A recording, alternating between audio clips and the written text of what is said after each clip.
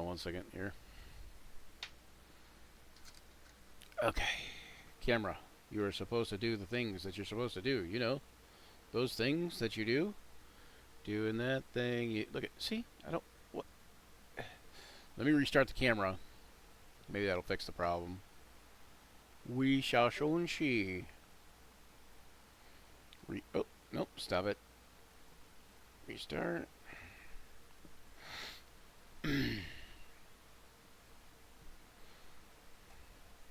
So, we are back here for day 4. Let me get set. I gotta get set up on Facebook here though, so let me do that. Facebook, we're going live. Going live. Drawn to Adventure. Retry. We're doing the webcam. We're doing the Twitch virtual cam. There we go. And then we're going to start the screen share with the entire screen over here and share. Close that, and we're going to go live. We're going to call this Drawn to Adventure. Wait. Oh, wait, hang on one second.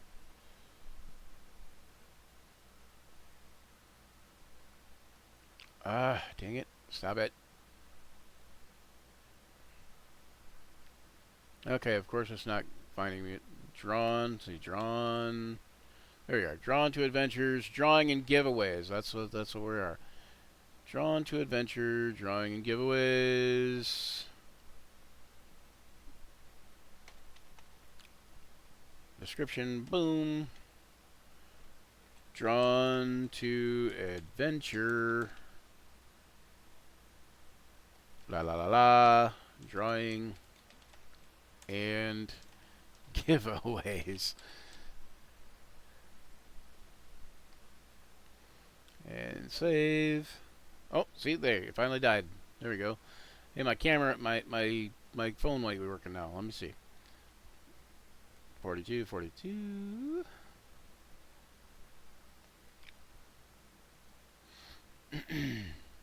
Alright, I think we can go live right there, right? Let's try.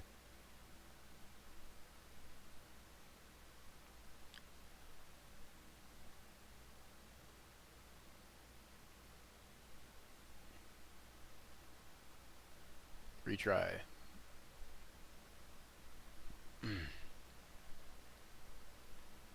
Alright, I'm not seeing what I want to see here. It's not working right. Retry. Is it working? I don't see anything over on Facebook there. I don't see it working right. Yeah, let me stop sharing. Hold on. Return home, man.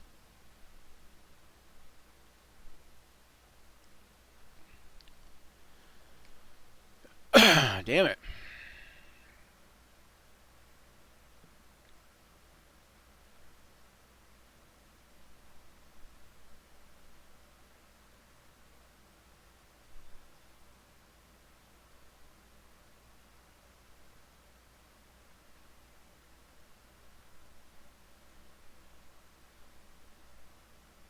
You son of a bitch.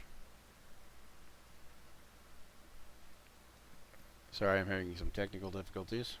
Please stand by. Discord.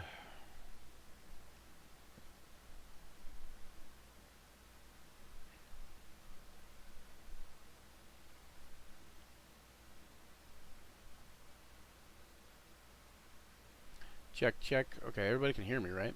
Yeah, they can hear me. Okay. Come on.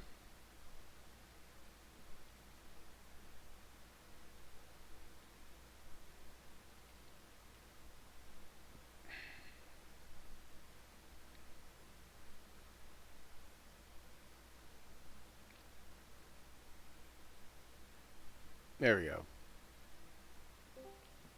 Alright, we're joining with the camera. Let's see here. Here we go. There we go. Oh, it worked. There, see? See how that works? Much better when it actually works.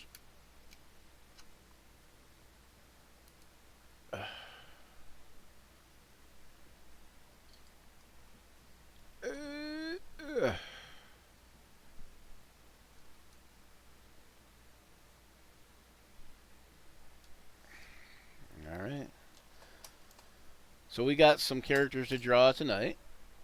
First of all, we already did some characters last night. Let me see if I can get this Facebook thing working here. Um,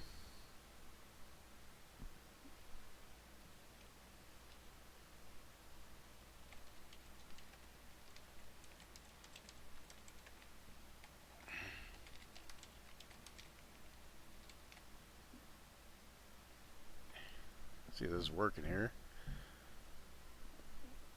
I'm going to try to go live, but I don't know that it's actually working. It says it's live, and it says live video is starting. Man, we'll find out, I guess. What the heck? There I am. New goal, subscriber goal on Facebook. There's a subscriber goal here. We want 631 follows. No, I don't know. Is that? I don't even know how that works. We need 100. No, I don't know. I don't know what we need.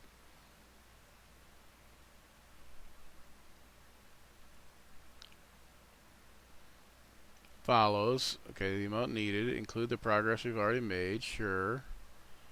And we need 100 followers. You can't create a goal you've already achieved. Oh, okay. I see. So we'll just take that off there. Stars? I don't even know anything about this. Nope, never mind. Screw that. All right. Why is this not working right? If anybody's not watching on Facebook, can anybody tell me if that's working?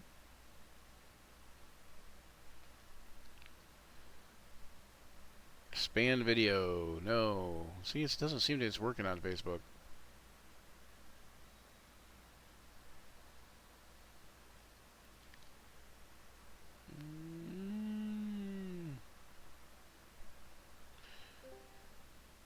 Hello? I can't tell if this is working on Facebook or not. I'm not sure if it's it doesn't look like it's actually working. You know what? If I go and look at my page, then maybe that would tell me. Oh yeah, that's working. Okay. Oops. Maybe okay. I'm muted already. Okay, it's good. Okay, so here we have Jon Snow from tonight's campaign Journey. The Journey Continues. We have Apollo from Rise of the Drow. We have Farkas Longtail from Rise of the Drow. We have Garnet from Grim Harvest. Tharja from Grim Harvest. We have Anatoly Kozlov from Grim Harvest. We have Luther from Grim Harvest. Gavor Runehammer from Grim Harvest. Shivam from Grim Harvest. Granolith Blitha from Grim Harvest originally, now in No Good Deed. Januka Wallbreaker in No Good Deed. Call Bluey in No Good Deed. Folidar in No Good Deed. Cutler the Wall Colton in No Good Deed. And Jessa and Tessa from No Good Deed. Then we have Tindris Valroris from Rise of the Drow. Callan Slag Vorst from Rise of the Drow. Silverhorns from Rise of the Drow. And Yue from Rise of the Drow. That puts us on to Kioma, Versa, or someone else.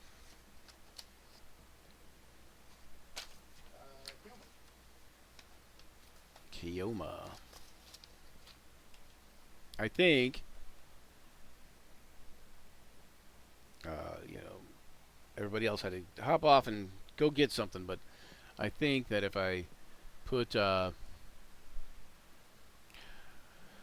we're live now drawing stuff.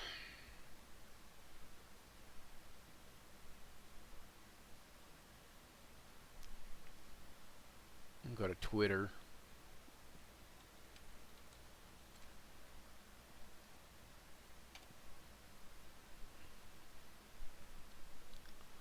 I think I have a another Facebook thing here. Let's see.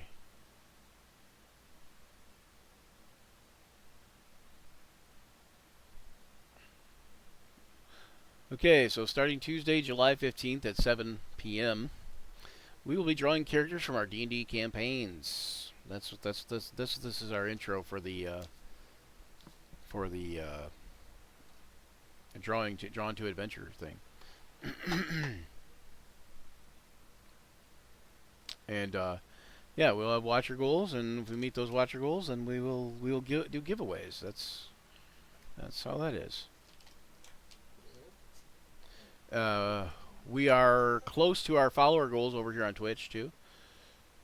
We'll see you in a minute, John.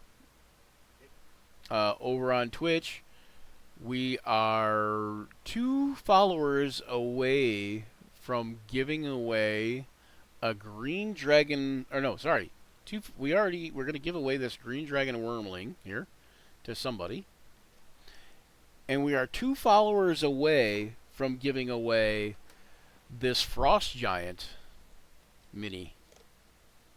So this frost giant mini, if you want me to paint it, I will. If you guys want to paint it, then that's possible too. You guys can do that.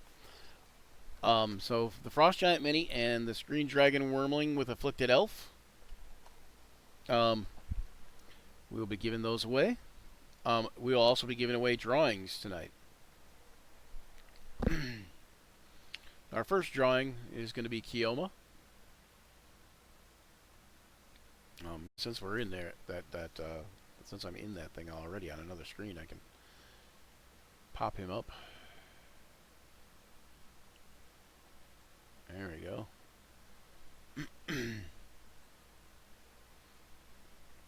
So Kioma is a little bit strange for these D&D characters. He dresses a little strange. Hold on, let me get a different piece of paper because I got a little bit of water on that one.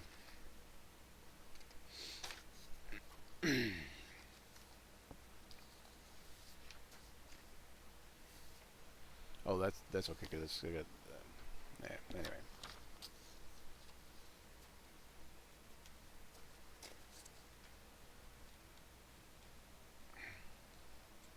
Hyonin Kioma.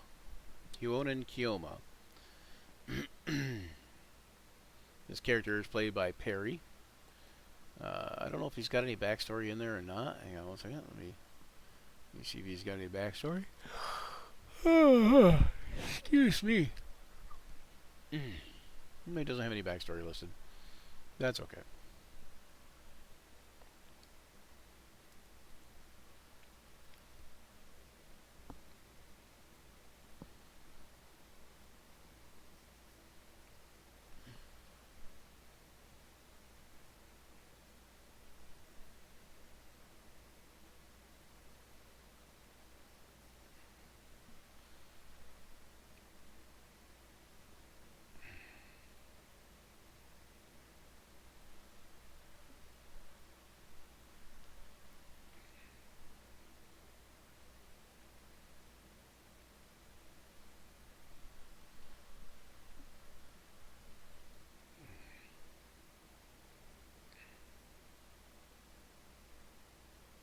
I think Kioma, if I remember right, he's just a human, right?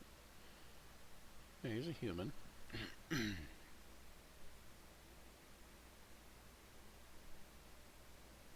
He is strange. He dresses a little strange. He's a human warlock.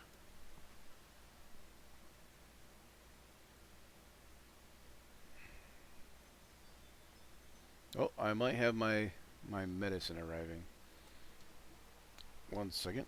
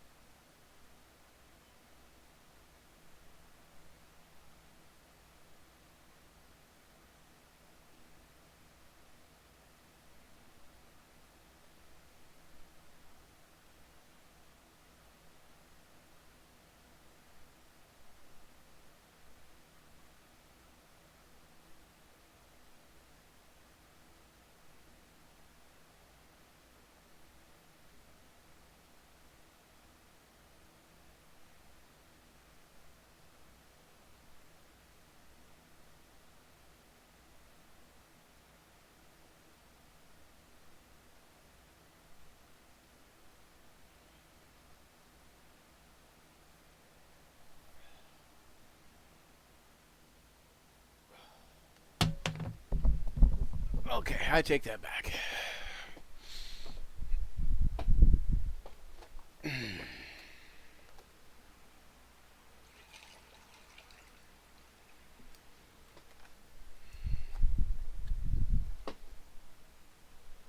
Okay, here we go. So,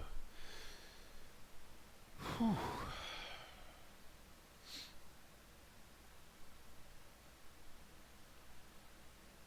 Welcome to Action Surge, where imagination collides with the roll of the dice.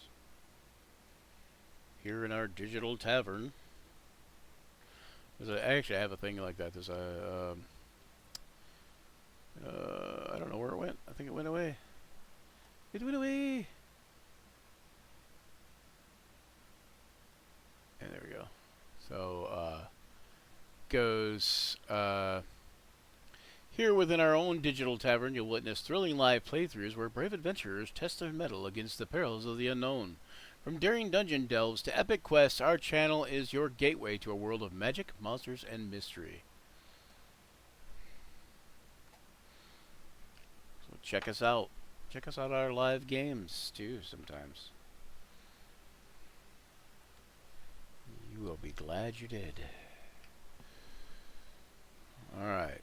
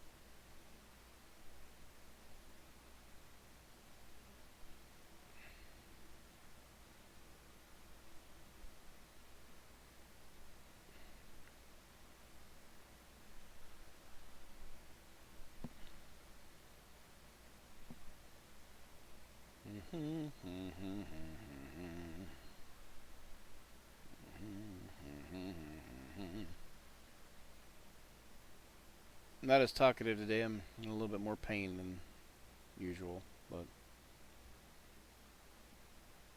that happens.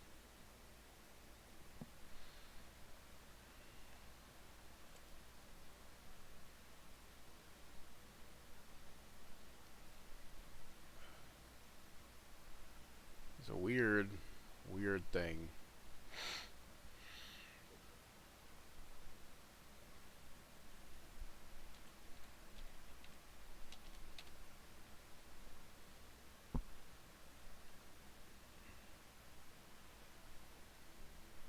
Hey, James.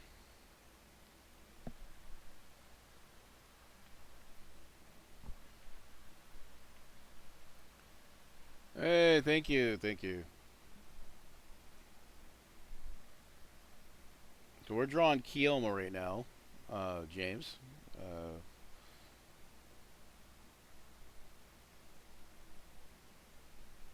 It's kind of got these evil scientist look.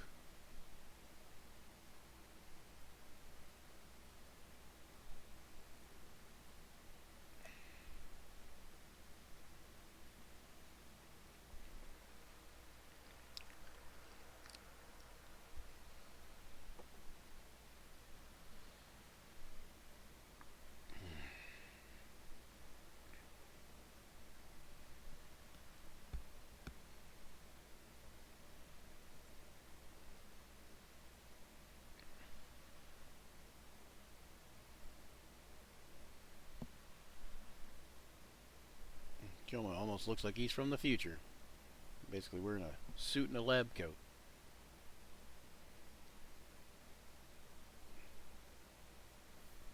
Or from a different world, even.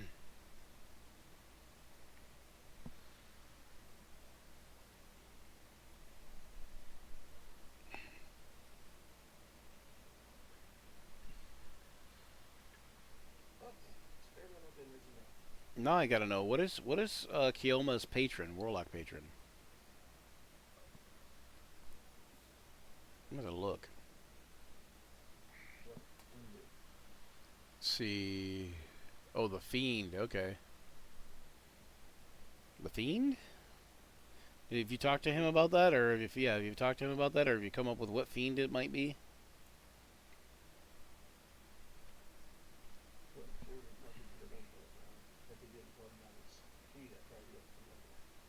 Well, no, you don't have anything on his sheet. There's no bio or info or anything. I don't think. Oh yeah, there's a little bit. Wearing a white lab coat and pants from another time in the future, looks strange to the denizens of the current era he now finds himself in. An aspiring mad scientist warped back from time from the future, finding himself in a strange new world. His journey begins. Yeah.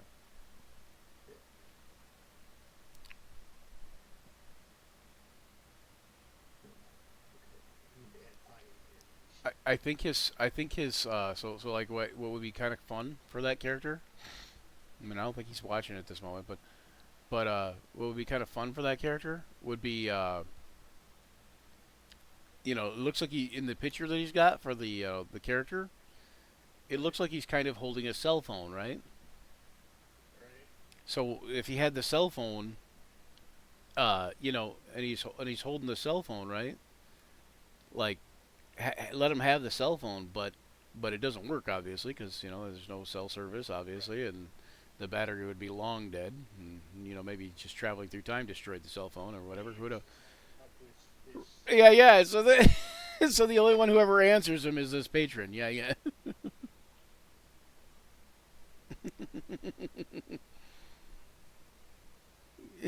Yeah, you get the idea that I was thinking of. Everybody else just thinks he's crazy, and only he can hear his patron's voice, but he only hears it through the cell phone.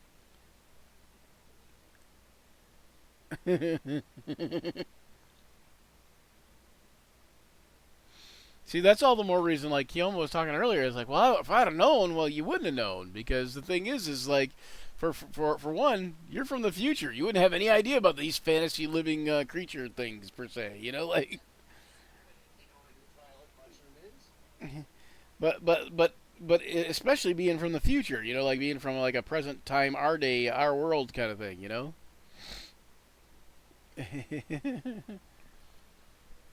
He might know some other things. If he's an artificer, we'd be in trouble. But if he's an artificer, John would have said, "No, you can't play that character. You can't have knowledge. You can't have knowledge of future tech while you're in this campaign. Yeah, you can have knowledge of future tech and not be an artificer, but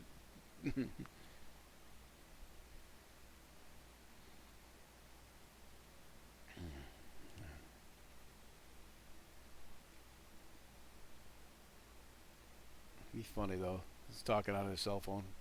What are you talking to that block for? Why do you keep talking to that glass brick you always holding? It's shiny stone.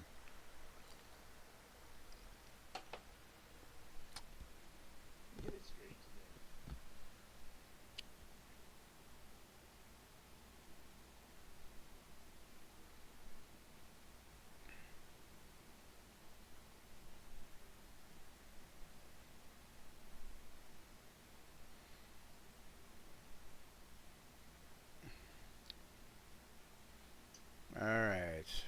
So we got Keoma here.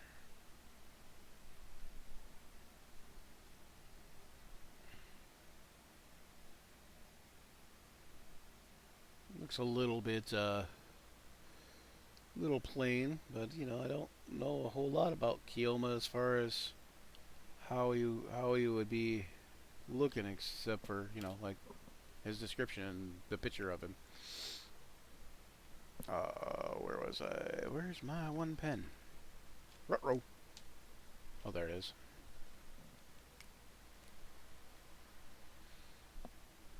Zach said he will be in momentarily. He's running around doing something.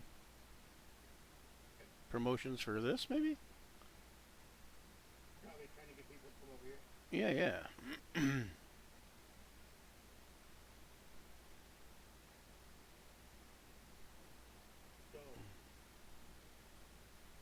This is the first thing I said to James today.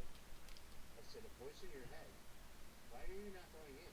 Are you afraid? Do I not provide you with enough protection? Yeah.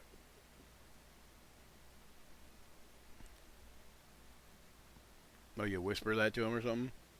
Yeah, I was whispering to him all day today. Nice.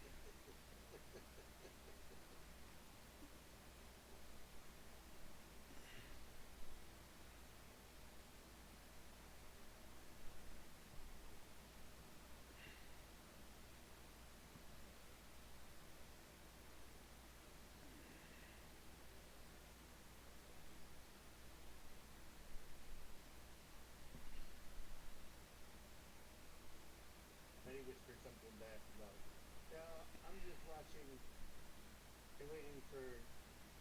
Yeah, I don't think he understands. I think you need to clarify.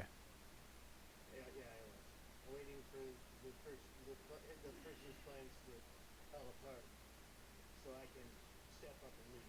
No, I mean, I think that, yeah, maybe. I mean, but was he responding to the armor or was he responding to you? Is what I'm saying. Like, like, Yep. or the voice in his head or Yep. whatever. The voice. He was responding to the voice in his head. Okay, I just want to make sure he was making sure you understood that you was the voice in his head that he was responding to, not to Yeah. you. And then he said, "Hey, you there? Ready for blood?" Gotcha. Okay, so yeah, he knows he's responding to that voice. Yep, that sounds like he knows. I said. Then he said the voice in his head said, "Last one in the battle. At least you're using a decent weapon."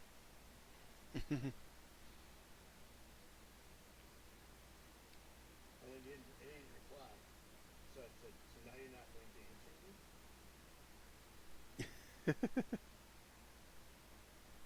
And I said, "Am I not answering you? These incompetents aren't not working with their strength." Oh, you mean the adder that's weapon? Yes, I chose you because I thought you were smart enough to respect and honor the great serpent. The great serpent and us can do great things. So is it Oh, the? we will. Of course we will. I say so. Is it the weapon that's talking to him or the armor? Oh wait, don't tell me because he might be watching this or he might watch it later. I don't know. He was watching earlier. He said hi. He said, "Hey, Brian." So if anybody wants to get in here on Twitch, and if you guys want to join us over here on the Dragon Skull Inn, you're welcome to. We're going to be giving away drawings here, um, some artwork, That's about it. That was the extent of the conversation for today. What? right? Start the conversation. Right. We're giving away this artwork, including we've got a couple other pieces that we're going to give away tonight. We're going to try to finish up the Journey Continues characters, and then move on to the last and final characters that I'm going to be drawing, uh, and that is the Shape of the Wild characters for the new campaign coming out. Our first zero session will be this upcoming Wednesday, and then we're going to try to take a little bit of a break, or I gotta hustle my butt off to get certain things done because I want to get some things made for the stream.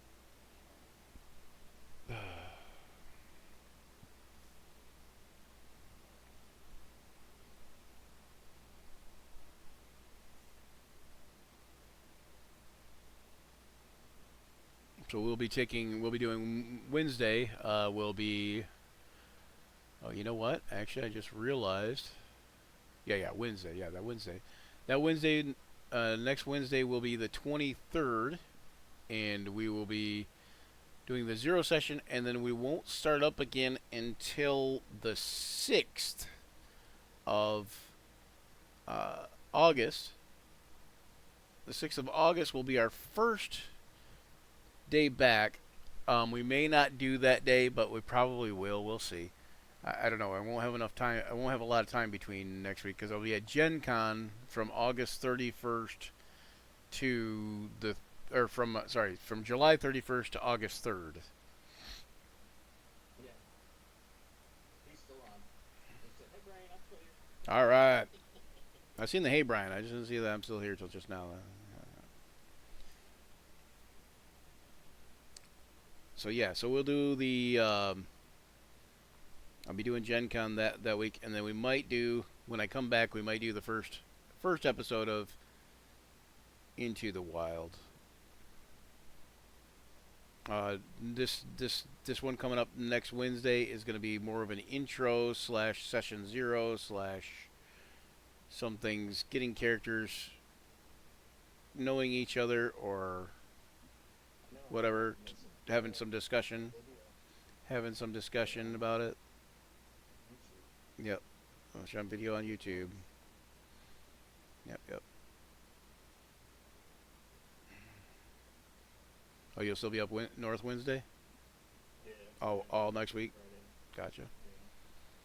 Yeah, that makes sense. Not leaving out till tomorrow. So It's gonna be weird. The last time you have to go up there since it was like 7. last time, why is your mom getting rid of the place?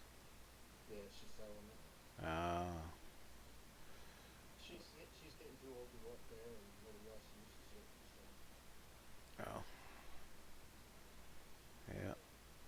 I wish I could buy it. I wish I grew up there more. I just don't have a car.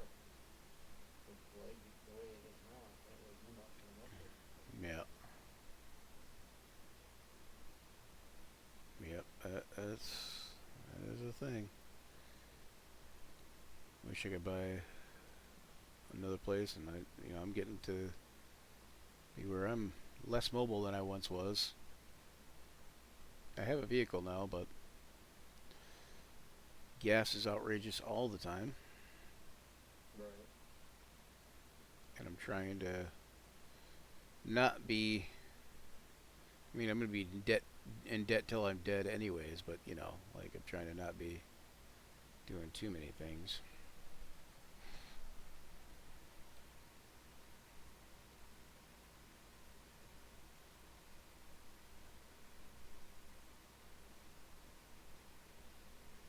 Oh God, pain is not good.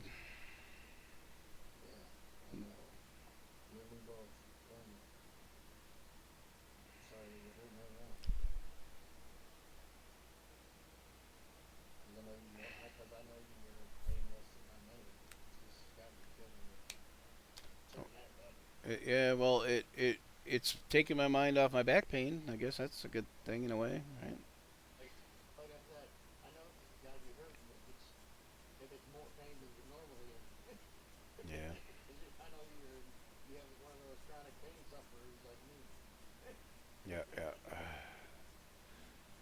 Yeah, the back pain is on the back burner for sure.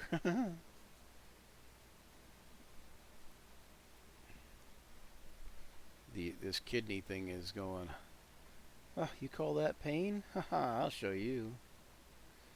Yeah, that's where I was right after when I was in bed and immobile. Yeah. And that leg pain was just so bad. And I mean, quick pain I'd never felt before. So I don't know what to do. I'm waiting on. I gotta wait on the whatchamacallit, the um, like redetermination for health insurance or whatever. Oh, yeah. So, and then at that point in time, I can go see a doctor. Right. But until that point in time, I'm kind of screwed. So I can either go back to the hospital and sit for another, 6, 8, 12 hours, 10, 12 hours. Man, we can't find nothing. So they can say, well, nope, you're still fine. Go home, take some painkillers. And I'm like, well, if I'm fine, why do I need to take painkillers? Like, if you can't find anything, maybe you're not looking hard enough. I don't know. Here's an idea. You're the doctor people. You're supposed to try to find out what's wrong. And instead, now the doctor people are like, well, if it doesn't fit within this parameter, and we can't find it within that parameter, then you must be fine. Go home. That's what I told the doctor when I went in. I said, it's not a bone. You're not going to see it on an X-ray. Yeah, I they didn't. didn't break anything. Yeah, they didn't give me. Healed it.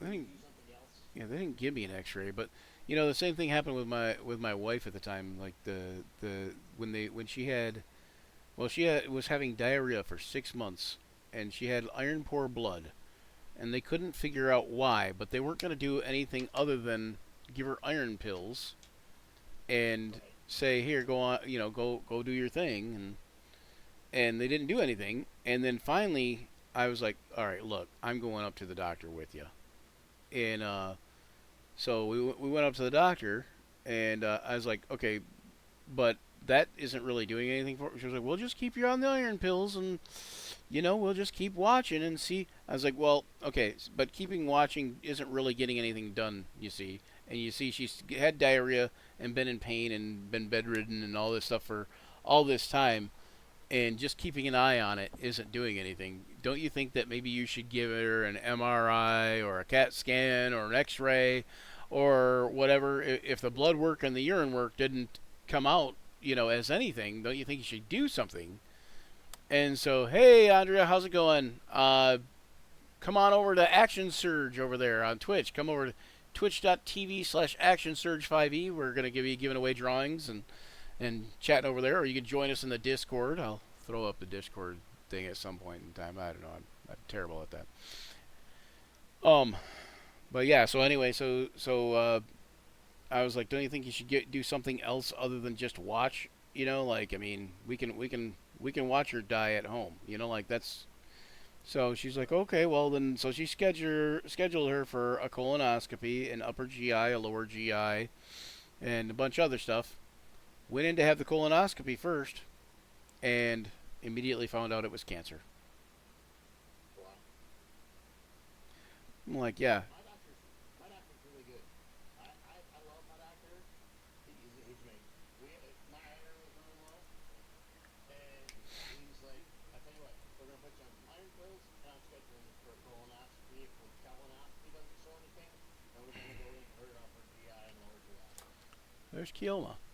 Kind of looks like Barry a little bit. All right. He's like, we're gonna knock this out and find out what it is. Because the last couple times you did your blood work, you already were down in this.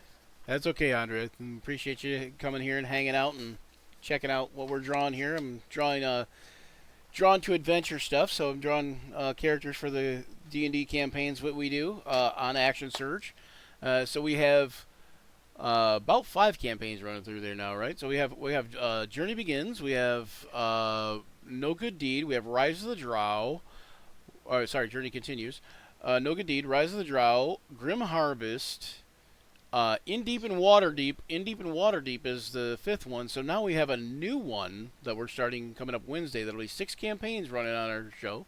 But this guy, these are some of the characters from those campaigns. And I'm drawing all these characters, Facebook people, and they're giving stuff away here. We're giving this stuff away to viewers over here on Twitch, and in an effort to get people to come over to Twitch and follow. All right, check it out later. Here we're gonna go give us a follow over on twitch.tv/Action Surge 5e. There we go.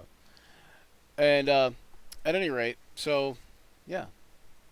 So we're going to be doing a bunch of characters from all the campaigns right now, and we'll be starting on Aversa now.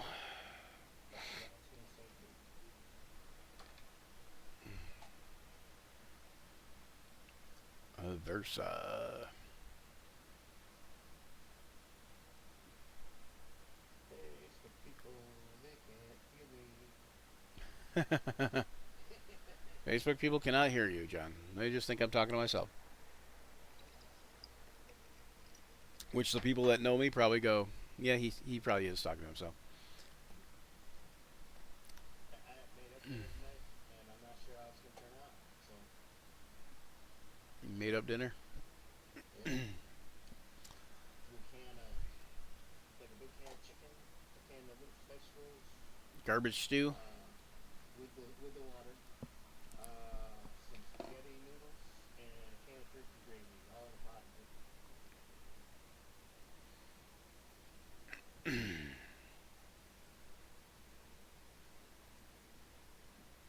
So we'll see how it comes out. Hoping the water from the can of vegetables and the chicken is enough for the pasta. You can always add more, or add Yeah, some chicken broth. yeah, I was thinking that, but it's only like a quarter pound of pasta, so it should be enough. I need to figure out what I'm gonna do for dinner. Probably make myself some cheeseburger macaroni stuff. Yeah, Macaroni and cheesy burgers. I think we need that for research. So and chicken sandwiches to really sound like they hit the spot. So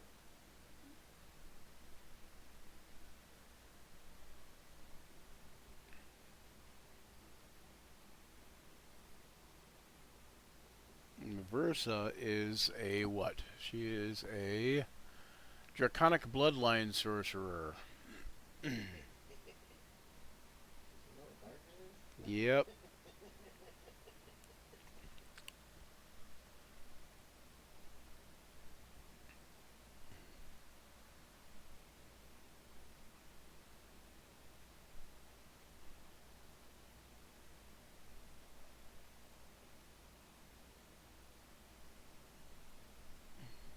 I had a dream last night. Uh-oh. Jesus, it's my first type of people on my world. Your world? What world? Yeah, the one I'm gonna design for or whatever. Oh, you're gonna design a world for D&D? See, this is how promotionals work. If nobody knows you're designing a world, you gotta get it out there. So it should be like, now, Yeah, now because I questioned that you can be like, oh, my world that I'm designing for D&D. See how that works? I'm tricky like that. the first type of people are gonna be a gypsy race. Can't use the term gypsy though. I don't think, because I think that's Yeah, well, racist or whatever, yeah, or racially insensitive or something. So yeah, Romani or something. I like gotta figure out tra- what kind of the traveling word folk, that's not already used. the traveling folk, like the ones in the Tuathan in the World of Time Wheel of Time series. They're not gonna use weapons. Oh, so they are like the Tuathan. They're peaceful race. They don't. They're not necessarily peaceful. They're like jugglers and Well, if they don't use weapons, I mean, what do they use if they they're fight? known for their sorcery. Oh, okay, okay. Magic is a part of them. It's born in them. Many great sorcerers come from their bloodline.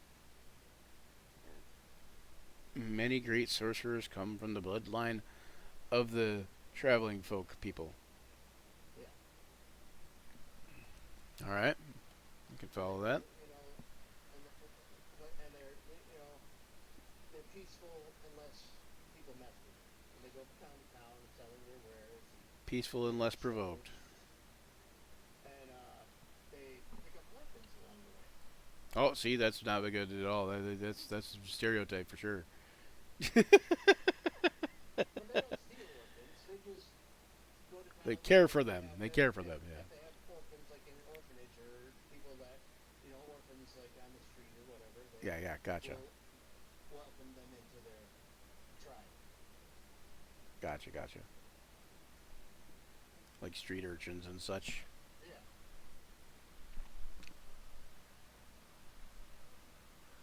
What are these weird horn things she has? Is that her hair? Must be her hair.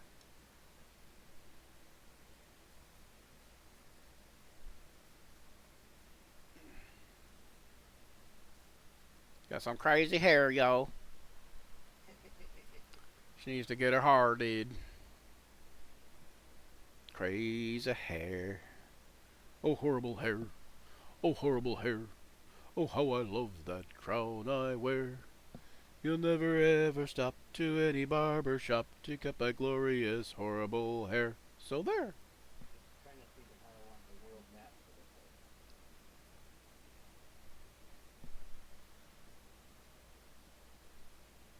like. You can get a I mean, there's a couple map generators out there that'll might give you some ideas. And you could also do like whatever the map generator like. So one of the things I do is like for the map generator, I took and I generated it. I generated the first Osbraven on a map generator. That Wadabu whatever Ichi whatever. Anyway, so I generated the first map of Osbraven on the map generator, but then I just updated it in Incarnate. You know, like made a like a better map of it. Right, right.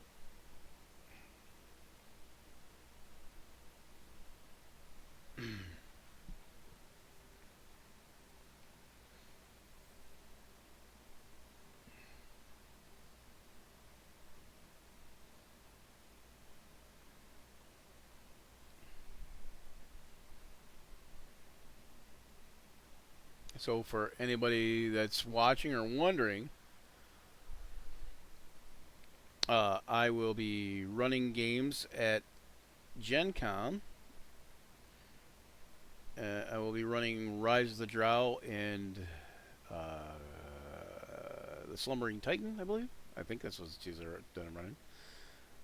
And I will be doing that coming up, which will be interesting because I can neither confirm nor deny that the Rise of the Drow crew may or may not be getting themselves familiarized with the Slumbering Titan coming up here. Oh. I'll go check on my dinner.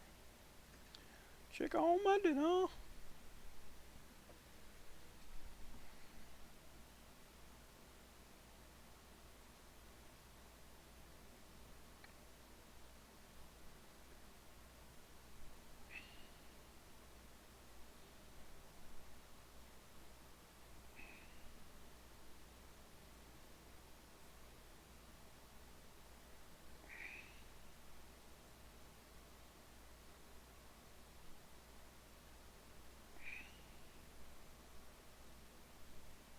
A snacker D's a winner. Yet more for my dinner. A hanker for a hunk of cheese. Yahoo!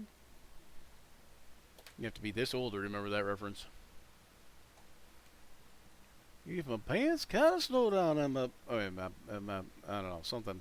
But if I'm dancing at a hoedown, that's what. If I'm dancing at a hoedown and my boots kind of slow down, and I'm really kind of weak in the knees, a hanker for a hunk of, a slab, a slice of chunk of, a hanker for a hunk of cheese. Yahoo!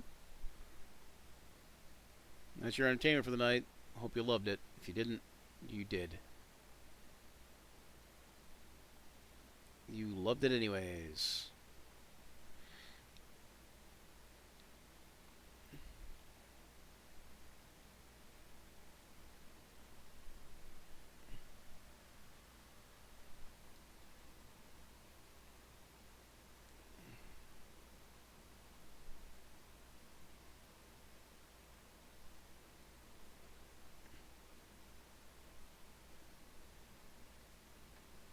A slab or slice of chunk of. Snacker D's a winner. Yet more for my dinner. A hanker for a hunk of cheese. Yahoo!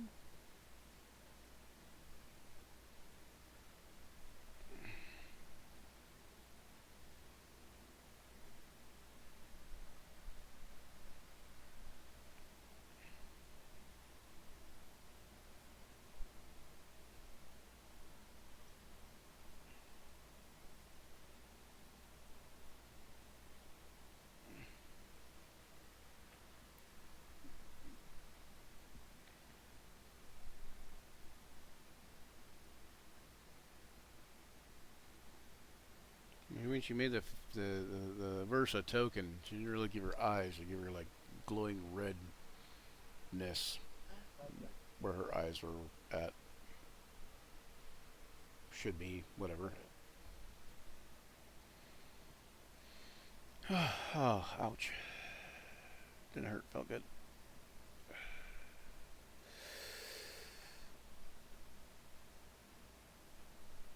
Oh my god.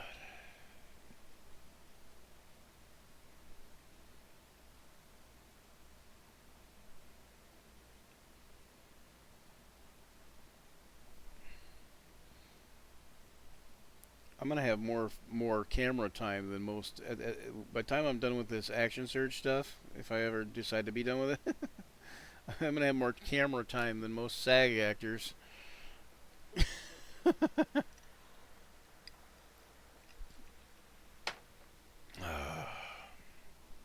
I should probably get my SAG card, but I'm not going to. At least not. At least not. At least not anytime soon.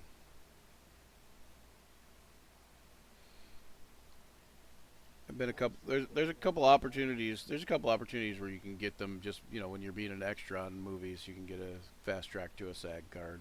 So Yeah.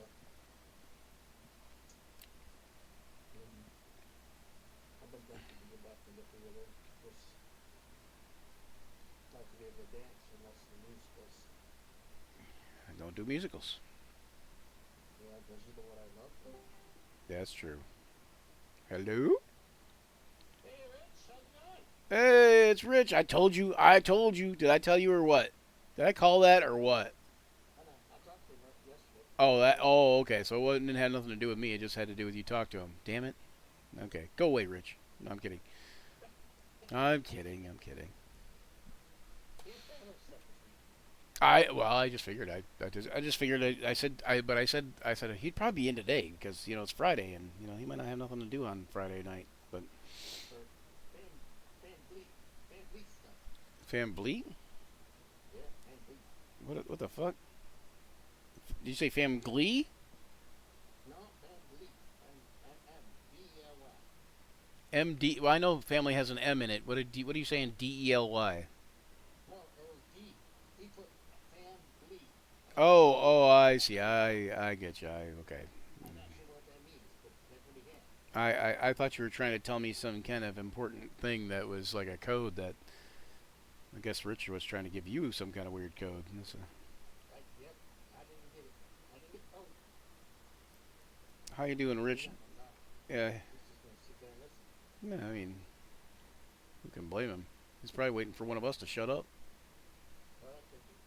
He's like, yeah, just like every other session we do. Gotta wait for one of you fuckers to shut up.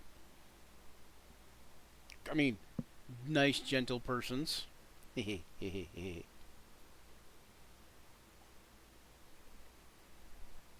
How about now? we can hear you now. It was trying to make my earbuds my headphones. Ah, yeah, that works. Or rather, it doesn't work, I guess, apparently. It was, well, that's it. I was trying to have my thoughts projected through my earbuds. So you could hear it. Ah. You did. You heard it loud and clear. My, that, Just heard, I got some stuff going on. Yeah, and that's supposed to be like, we talked to say, it's my family, as opposed to family. So I was intentionally not articulating the way we said it. family. I get it. Oh, gosh. Okay, there we go. There's. Looking nice as always. Is this one of our, So this is a Versa from the. Yeah, this is a Versa from the Journey Continues campaign. And so, like, here we go. We got updates. We did Shivam from Journey. Grim Harvest. Gavor Runehammer, Grim Harvest. Luther. Anatoly. Anatoly's a new character to Grim Harvest, and so is Shivam. Shivam is the fairy warlock. Anatoly is a Dhampir shadow sorcerer. Then Tharja. Then Garnet. And Farkas. And Apollo from Rise of the Drow. Well, Farkas is from Rise of the Drow also, and Apollo. Yeah, Apollo's from Rise of the Drow. And then we've got Jon Snow. We've got Grandalith Blitha, who is now in No Good Deed, but was in Grim Harvest. Januka Wallbreaker. Khal Bluey. Folidar. Cutler. Jessa and Tessa. Tindris Valroras from Rise of the Drow. And someone you might recognize there, Kellen Slag Borst from Rise of the Drow. Silverhorns. And Yue.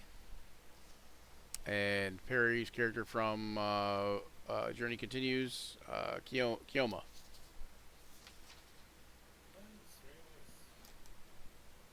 So I'm trying to get through all these guys for Journey Continues, and then I'll go into Shape of the Wild as my last one.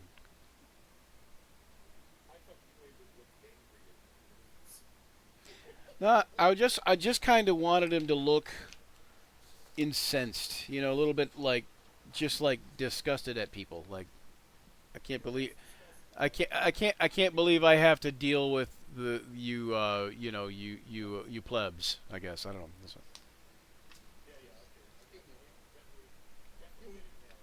mortals. Yeah. I feel like UA doesn't really get angry a ton of times. Well, maybe, but I feel like he's just also just more disgusted with everybody all the time. You know, like he hates everybody equally, kind of. The secret is, I'm always in The secret is you're all not me.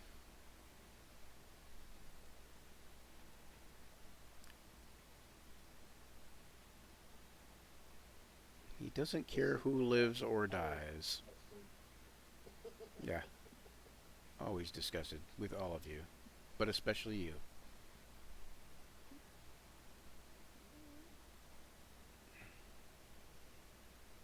except for maybe the shiny one.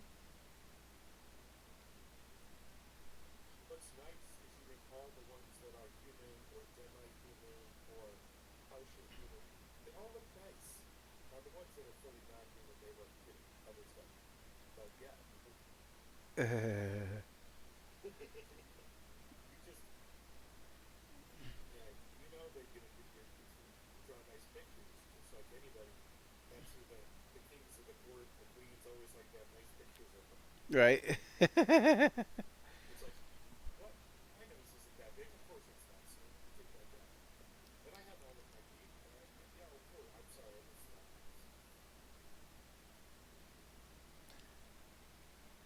I was like when I was growing up and I was drawing. You know, there's all these little kids. You know, when you're drawing and you're a little kid, and there's all these other little kids that are going to tell you, give you pointers on how to draw and what you should do. And when I was growing up, a lot of times they'd be saying stuff like that. They're like, well, give him big teeth. You do see his mouth is closed, right? You know, like, okay, yeah, he has big teeth. They're inside his mouth. Shut up. That's close. Wish your mouth was closed right now. I mean, wait, sorry. Yeah, that's what I wanted to tell him.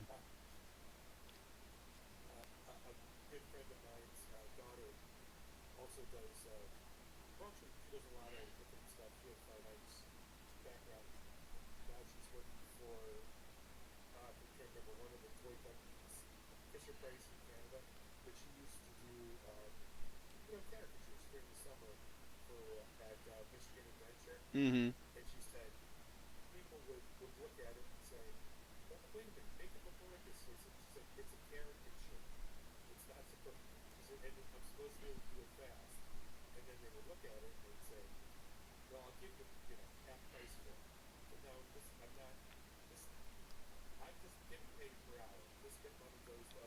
Yeah, yeah. We're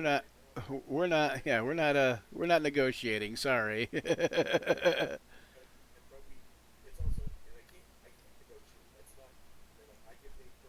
Yeah, yeah.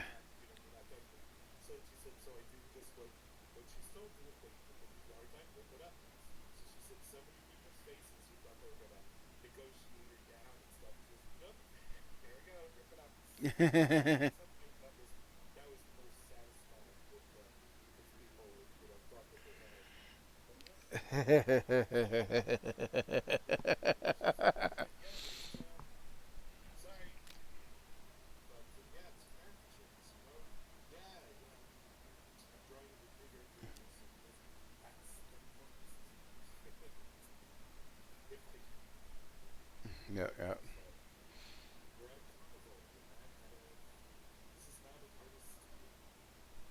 yeah. I remember I was drawing portraits out at the Renaissance Festival one year and had this one girl who just would not sit still. She was like a squirrel on Adderall and just insane, like moving around. And I thought I'd be okay. I'm usually pretty good with like there's kids. Kids move a lot. Like and I thought I'd be okay. I just thought I would. But I made the mistake of thinking that I'd be okay. Is the problem. And like I got like most of the way done with the portrait, and it wasn't not turning out. And I'm like, look, miss, you're just gonna have to sit still. I cannot draw you with you moving so much. And I was, and I know my tone was on borderline, like I'm gonna come over there and kill you, and then you'll be still. Like, like I was not a happy camper.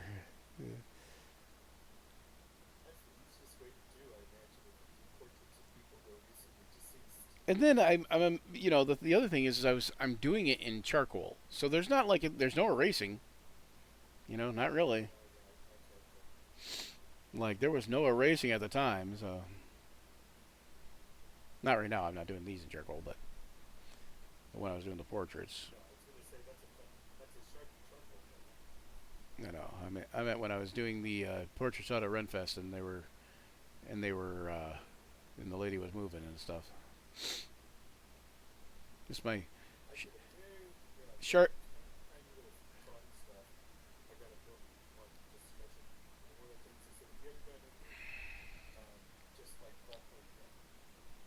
Yeah, me have I? Yeah, I have. Yeah, it's kind of fun. I like it. I mean, all art used to be more fun than it is now, but that was before. That was before. It's. I'm getting back into it. I'm liking it. I'm starting to like it. So I just figured like especially doing this stuff. I figured if I was doing this stuff for the channel, it would help promote the channel. It would help get viewers and stuff. And I also thought, if nothing else, it would get me back into the idea of drawing, and it might make me like it a little bit. Um, for a big long time there, I was not really liking drawing because of what came along with drawing. The associations that were, you know, partially put upon me by, I will just say, other people at this point. And so I did not enjoy drawing for a very long time. And I've drawn more in the last 2 years than I did in the previous 10. And I haven't even drawn that much in the last 2 years. You remember some of the things I did?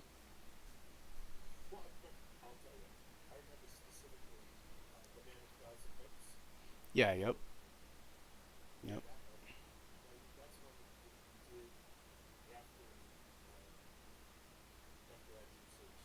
Yep. Yeah. Yep. I started after also. And that was probably in the last. That might have been the last 3 years.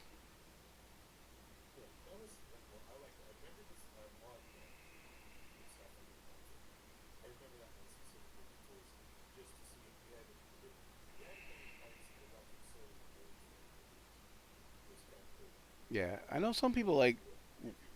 Yeah. I like some people like watch me, like watching me draw. Like when I was in school, a lot of people like watching me draw. Um, but I don't know. I figured if nothing else, it's like I said, like something to do promotionally. I've been doing this is day 4, Rich. I've been doing this for the last 3 days uh, on Action Surge, and yeah, I just we've got what do we got? What did I say? We've got two more followers, and we'll be up to 15 new followers. So 2 more followers? No, no, we're already at 12. Yeah, we're at 12 new followers currently, and 2 more followers. So 3 more followers will be up to 15 more followers, and at that point in time, we're going to give away the. So the other thing is, I'm giving away things besides just the artwork. Got this here. Green Dragon Wormling and Afflicted Elf miniature. And if somebody wants me to give that to them as is, they can have it as is, or I will paint it for them on a different stream or on a later stream. I mean, and then if we get 2 more followers, we will be doing giving away the Frost Giant.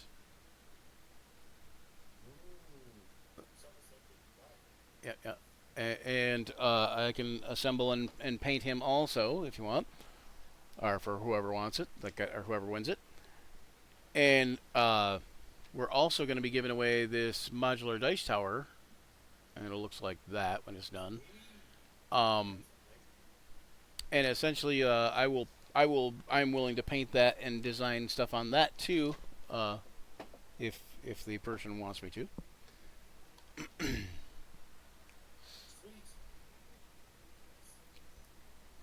I think we're gonna do this. She's got like a.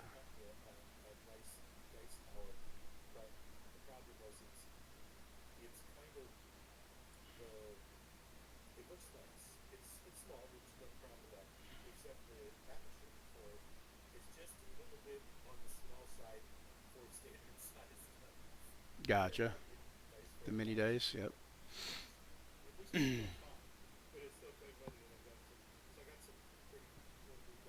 Get some new mini dice.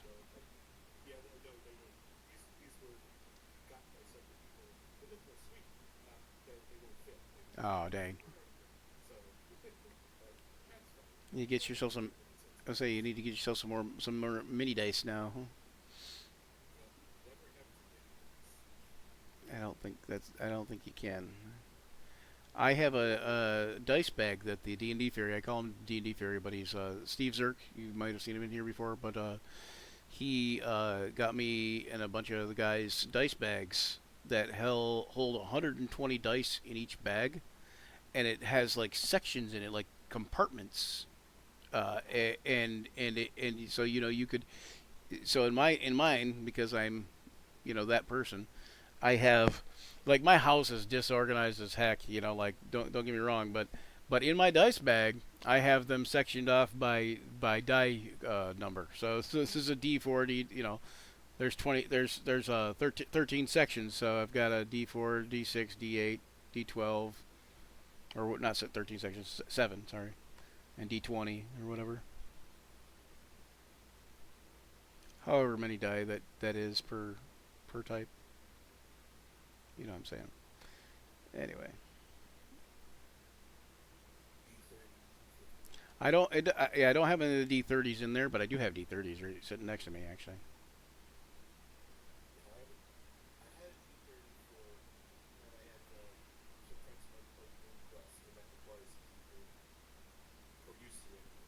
Yeah.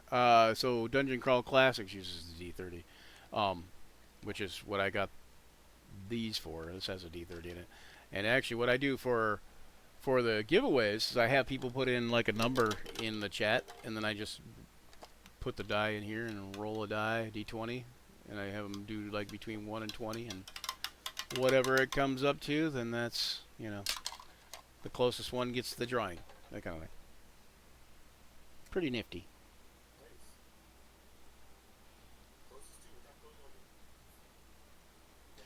Only if there's two that are close to it. So if somebody gets one that is really close, like like if so if the die roll is a 15 and somebody's got like a 13 or a 14 and somebody's got a 16, somebody picked a 16 and somebody picked a 14 and the die roll comes up a 15, then it's the closest without going over.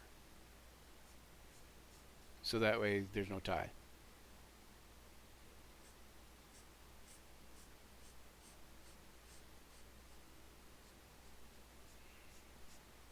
It's easier than doing a tiebreaker. Well, yeah. Could you talk about, getting with these, these pictures that you're making, kind of having them briefly scanned across the screen for when it's not streamed, story. That. I might have thought about that.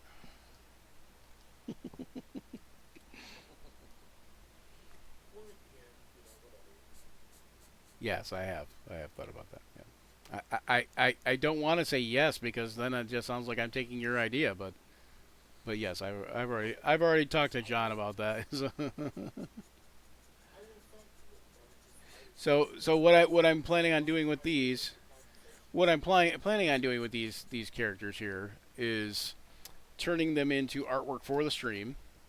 Um, that will, the person that wins the drawing also, when they win the drawing, they not only win the drawing, they also win the colorized version of the drawing, which will come out later, um, as well as the character stat block, and I'm going to put it in some kind of like either a display or a nice format to where it like looks pretty. Um, and these are going to be used for character portraits for the new intros for each stream. And each stream will have an intro that basically has like it'll come up like Rich Leatherman as Callan Slackborst, kind of thing, like, and then it'll be like Rich. It'll be a picture of you on the left and Callan on the right, or vice versa, depending on how I do the orientation for the stuff. You have to run more.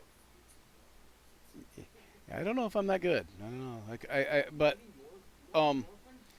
the other thing that I will be doing is for the stream itself, um, I will be having like where our faces are on video. I'm going to try to do all new overlays for the streams, and where our faces are in the camera frames on the videos.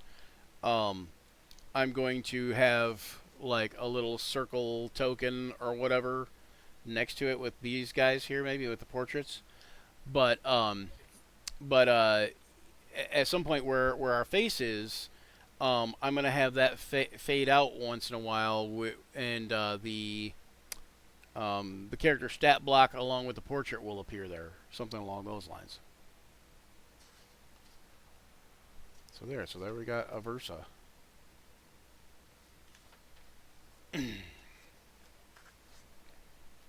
That's a Versa, not fighting. Trying to find the things that She's vice versa.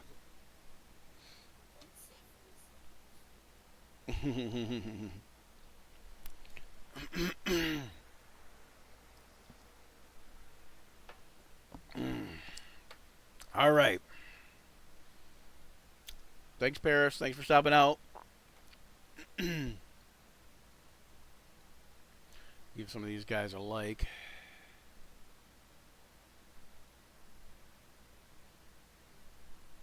Ah.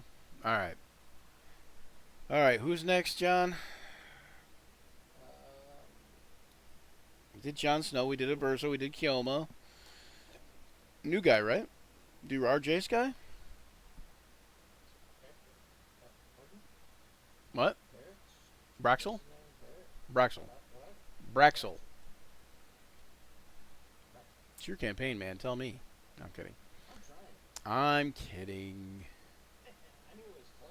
I was only kidding. Barracks. Barraxel. Braxton. I should have gone to battle bear accent. Barraxel. You can't lie in my little red wagon. The barrel axle's broken. No idea what the hell. Oh, here we'll show you this real quick too. I don't know if actually you can't see this on there. Are you watching Twitch at all, Rich? No, You got Twitch open? get like another. I need to get like another screen. Oh, okay. Gotcha. Well, I did a Spike Mini. Let me see. Don't know if I can share that. I guess can't. I will share it another time. I could try to do. I don't do Twitch when we're streaming because personally I need to get a little bit more able to handle multi things at once. But maybe I can open here and won't over stress. Here, I can. Let me see. Let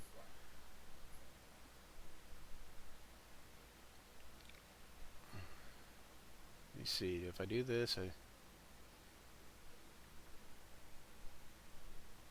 it's something new. They changed some of the stuff, so I don't like how they did that. But here he is. Made a Hero Forge Spike Mini.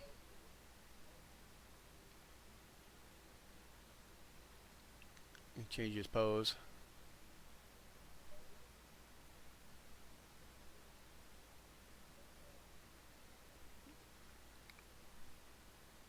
This may not be good anymore. Oh, okay, yeah. At least I opened it up. I don't have to log in.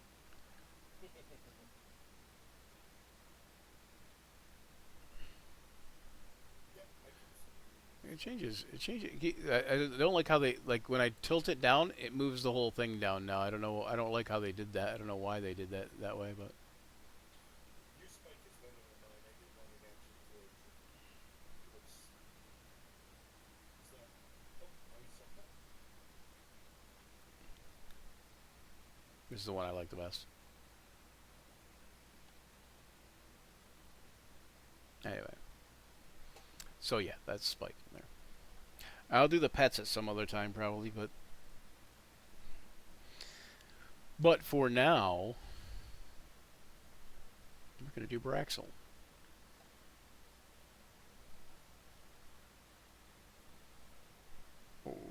Okay.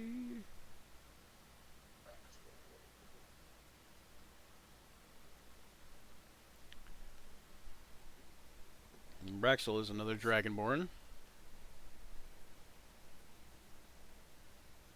I believe Braxel is a gold Dragonborn, correct?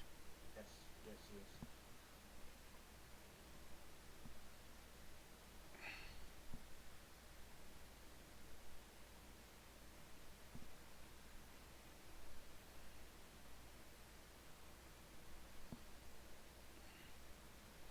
So somebody was commenting last night. Oh, Tina was in last night, and she was commenting about how fast I draw and how she enjoys watching how fast I draw.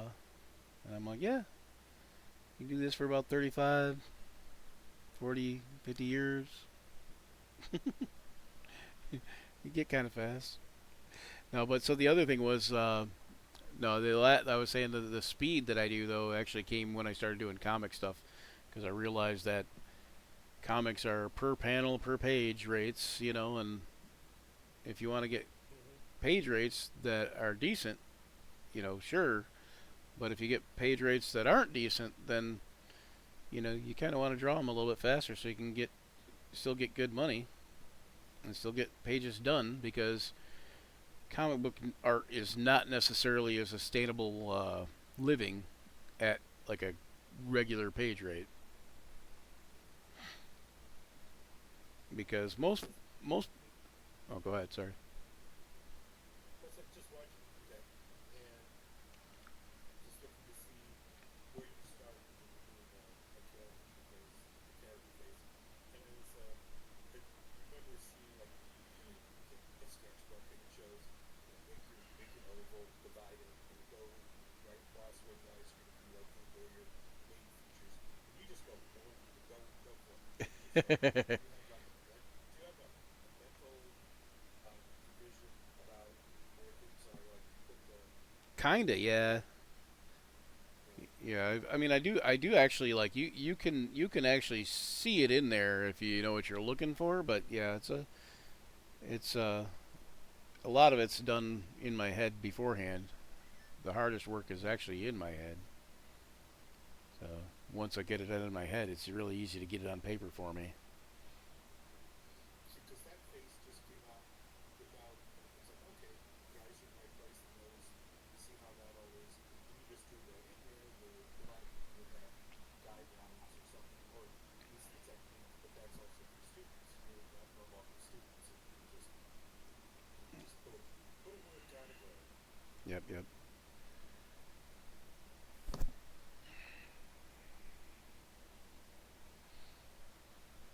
Yeah, I'm gonna do this.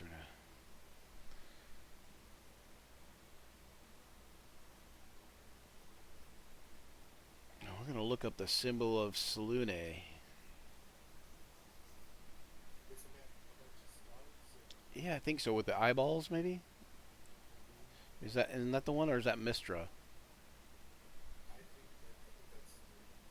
I'm remembering back to my Baldur's Gate 3 when they have that. I think it's either Mystery. I forget Mystery, but I don't think I think Mistra's just the 4 stars or whatever, right? The 4 like interconnected ones. Yeah, yeah. Salune's like the stars with the eyeballs.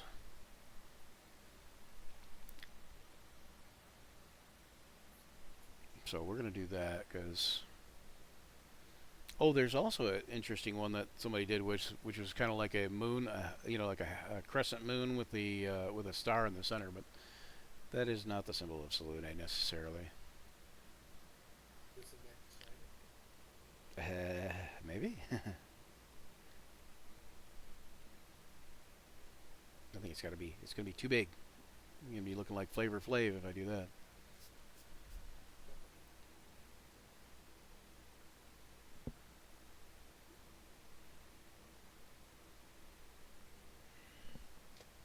Oh, get that back on camera so I can see what I'm doing on there. Don't forget, our how closely, as far as Dragon, I know when I played the Dragon Board, I made it all up, which is so it's wrong, but I just did it for the. But so they're really more mammals and not really reptilian as far as like um, giving birth and live birth as opposed to eggs and that type of stuff. Yeah. And so I think I just screwed around with it and just was with my character. I was making up all sorts of stuff, and I said, "That's not how it is in my clan. This is what we believe." Yeah. Right. But I keep going back. No, that's not how it is in the world. We're just stupid and backward. Yeah. Yeah. Well, in the Forgotten Realms, and like up to a certain point, a lot of people believed essentially that that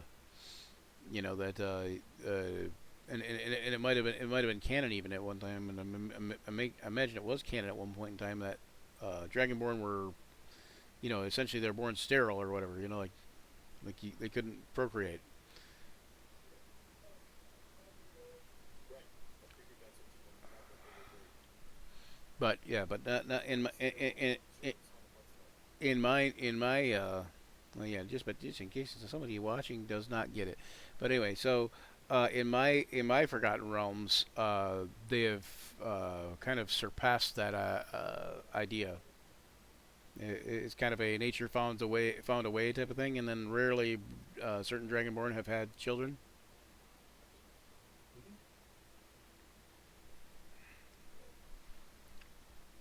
And you have what is this?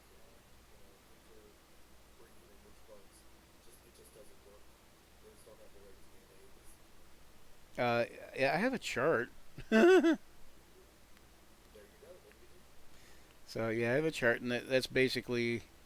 I mean, most of the ones that most of them can be, like especially the fantasy races, most of them can get together and procreate. Which makes for more interesting fantasy.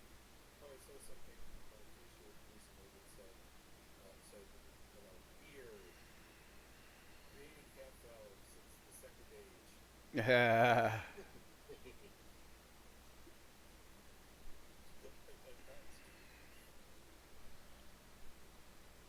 I it was another Alf once. This is really cute.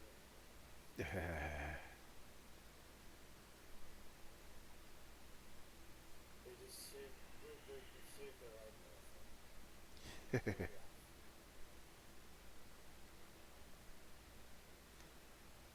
I know it was a human, but their eyebrows were on fleek. That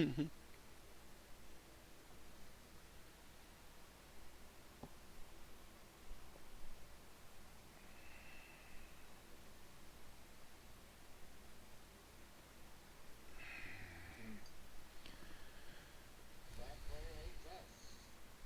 Welcome first time chatter.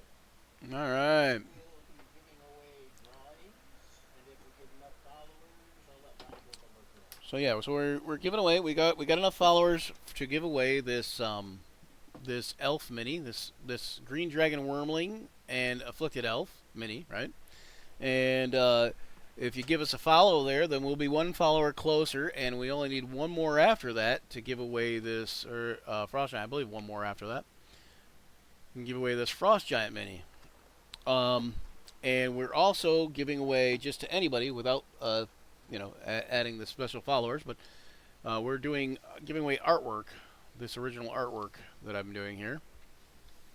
And you will get not only the original artwork, but you'll also get a colorized print with a stat block slash character sheet type thing for the characters, and a little along with like a little background and such.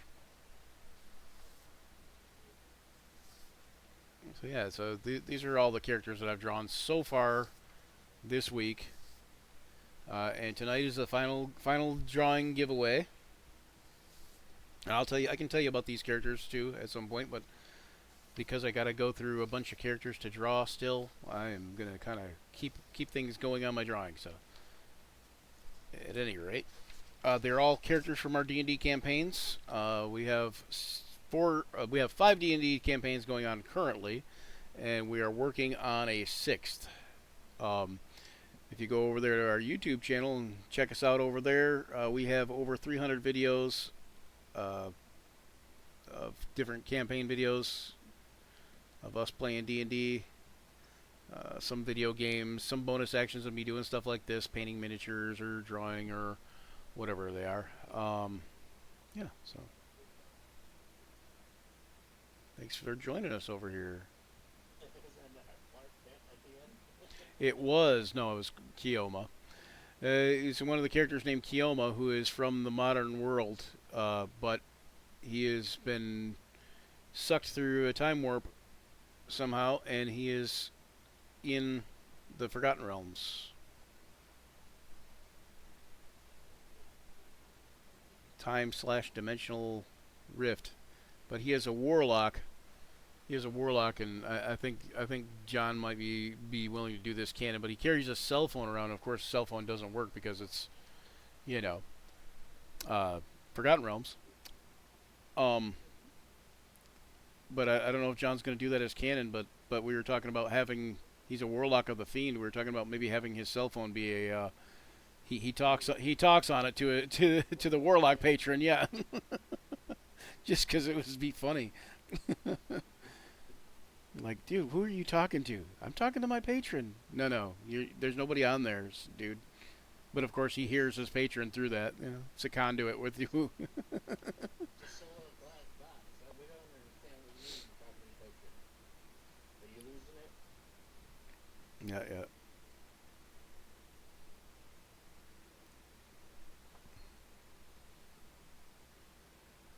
And this one here I'm drawing is from the Journey Continues also, and this is Braxel Vorrath, played by R.J. Richardson. Braxel just joined our campaign today. He's a Dragonborn cleric. New player, new campaign.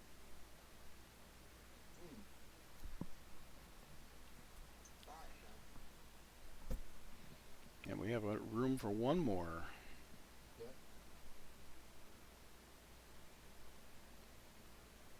Now, is Resky joining that one, or is Resky joining one of the other ones? I don't remember what the other one was. Grim Harvest. Grim Harvest. I was wondering, is she gonna bounce back in and have her house put down? Yeah, I don't think she is, because I think it's like the time is wrong or whatever, but I'm not sure. But she's not going to come back into Rise of the Drow as Utara J, even if it is Rise of the Drow. I can't remember. I'll have to look at what we agreed to, but she is. What's that? I was just talking about her coming in Joe's campaign.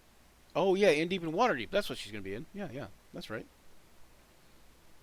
In Deep and Waterdeep is Saturdays usually, alternating Saturdays, and then Rise of the Drow is the opposite Saturday. This Saturday I will be off doing something, so there's no campaign going on tomorrow. But usually every other Saturday there's something going on, or every Saturday I should say. Every Saturday that's not tomorrow Saturday, and then not also the following week, right? Because Gen Con's coming up, and I'll be gone all Gen Con week because I'll be DMing for AAW games.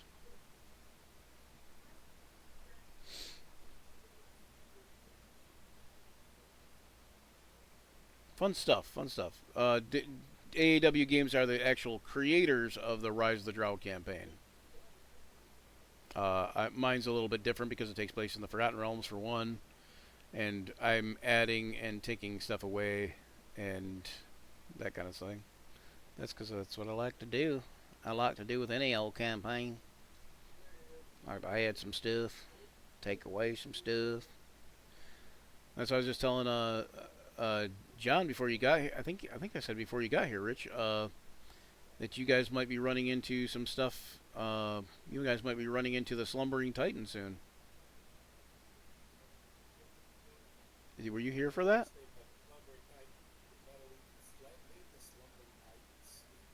Right. Yep.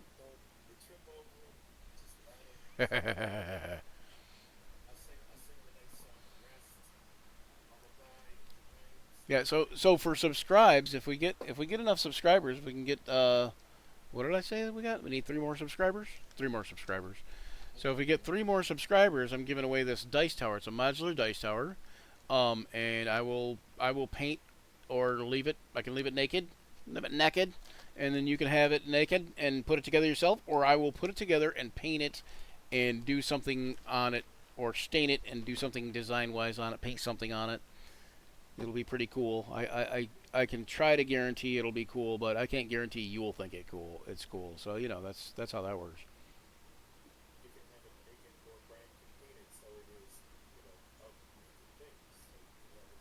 That's true. I could paint naked things on it, I suppose. The way I get around that is, they're not naked women. They're just all mimics. Or men. They're not naked men or women. And I don't care which one you want. If you wanted me to paint something naked on there, I would. I don't care what it is.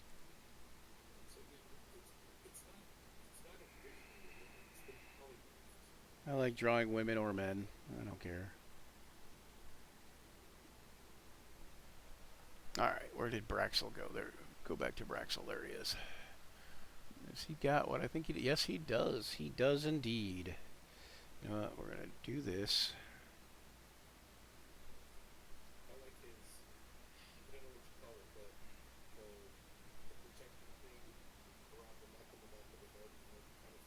His cowl, or I don't know. I guess like a cowl or something. Yeah. Crest. This would be. It'd be a crest. That'd be a crest. That's right. Boop. Boop. Crest Joe. Rangers use aim.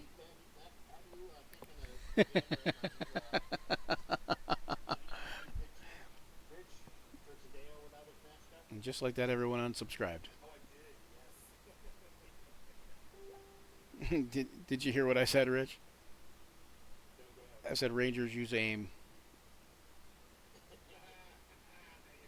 And then I said, just like that, everyone unsubscribed.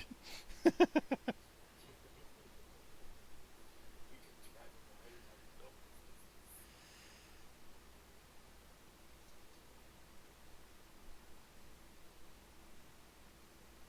Uh,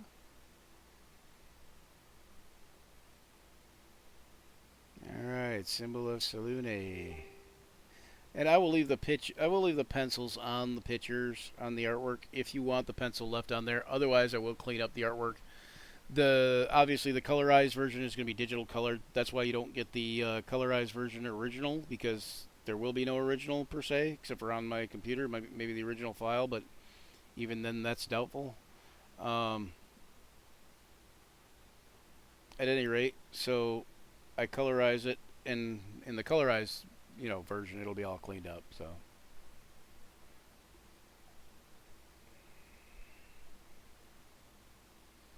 Yeah, there's some, I don't know what the right term is, there's some je ne sais quoi to the pencil lines. Yeah, yeah. Some people like it, some people don't. Yeah, which is, well, I like it. It definitely, it gives us a real strong hand-drawn feel to it.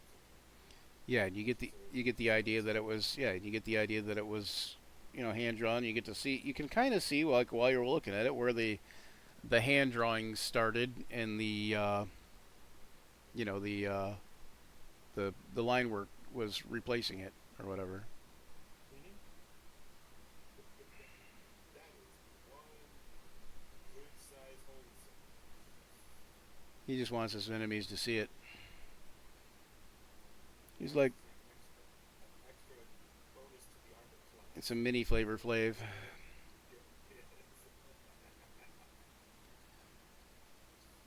He's all like, Take an arrow straight in the heart. he's all he's all in there, hopping up in there with his holy symbol, like Braxover Wraith. More Salune.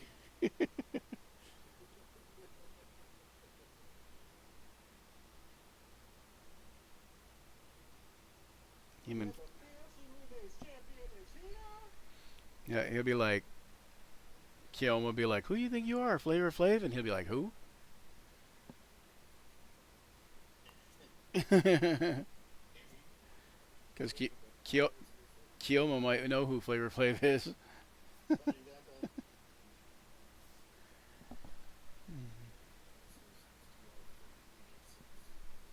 I've been here since DR 1382. Who is this Flavor Flav you speak of? He sounds delicious. Sounds very flavorful. Alright. Where was I? I was doing. Oh, I remember what I was doing.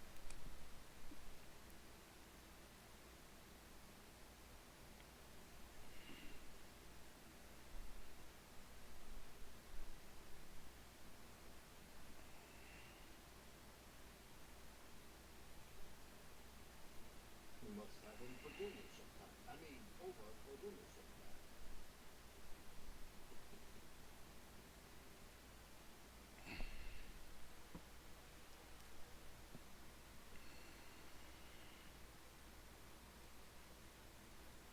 Your kobolds confuse Dragonborn with Dragon Reapers. Would they, would they bow down to a Dragonborn? Do they? Or would they? What do you mean, like. Would they? Would yours? You said you looked into it for a reason. Yes, to some degree. I mean, they would think Dragonborn are kind of to be honored, maybe. You know, they still might attack them if they were metallic Dragonborn, though, because it depends on the kobolds too. Kobolds have kind of many of the kobolds in my thing have kind of learned that just because it's draconic doesn't mean it's to be trusted. Interesting. So there's Braxel. Oh, gotta sign Braxel. Not to be confused with Paxil. You can get that from your doctor.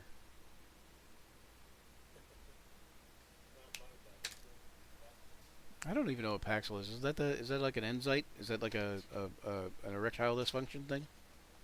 What is Paxil? Or is it like an anxiety med? I know it's a med of some sort. I've seen it on TV.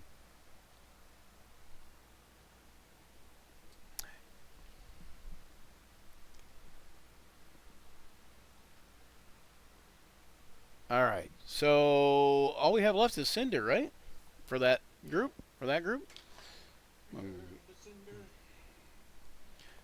Return to Cinder. Address unknown. So here we'll give you a preview of Cinder here. We got wait, nope. I think I got a Cinder. Okay, so it is anxiety, I think. Yeah, I think. See, I don't have Cinder. What? I made the. How do I not? I made the token. Like I literally made the token myself, and don't have him for some reason. That isn't unless he was one of the ones I didn't name. He could be under one of the many tokens I have named Hero. No, I don't see him. Wow. Wow, man, wow. That's just crazy.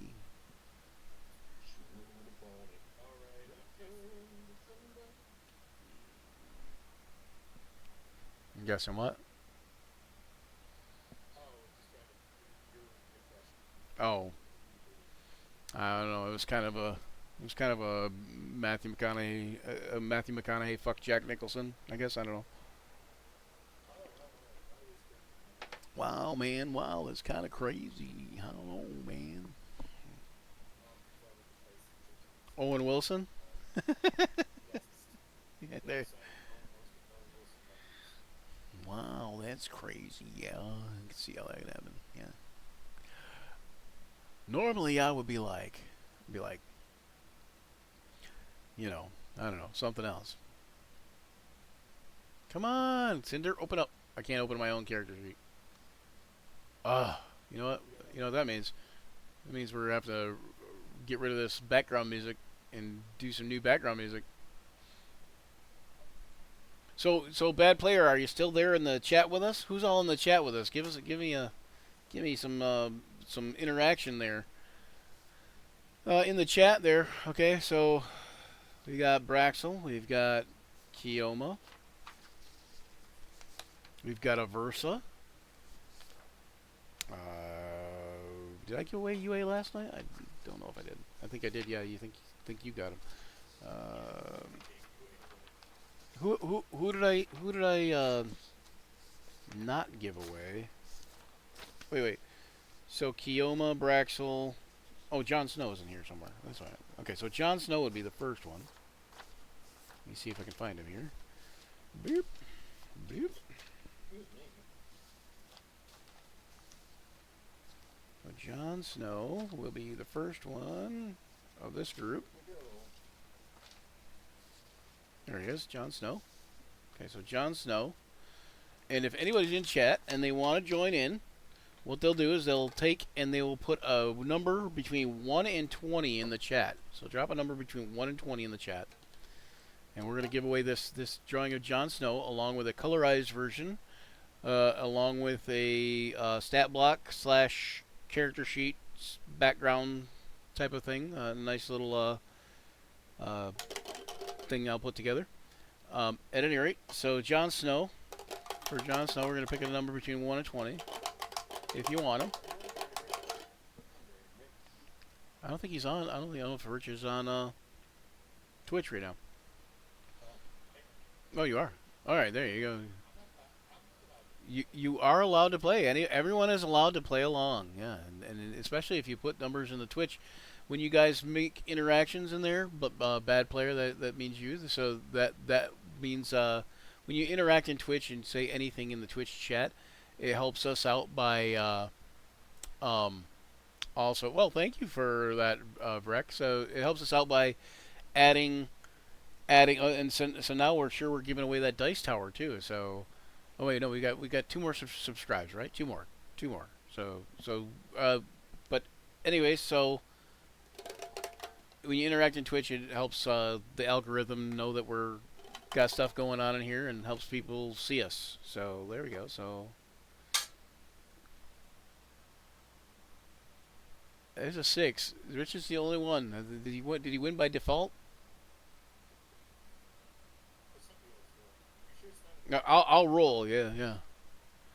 It's a 6, but it's you're the closest, so because you're the only one that did anything. But we can roll again. I would say, you would give them, you would have to test. But here, so yeah, so well, John's gotten most of them, I think, already. Oh, and, oh, if John's got them, then So you got let me put it in my phone. You've got where did my phone go? In my pocket. Uh, you Vrek, you've won Jon Snow. If somebody wants a Versa, go ahead and put a number between 1 and 20 in the chat right now. Eeny meeny fettuccine. Oh, I gotta put this, or else I'll forget who has what. Bad player, I'll just get a hold of you through Twitch if you want to participate, and anybody that participates is automatically put in for the minis.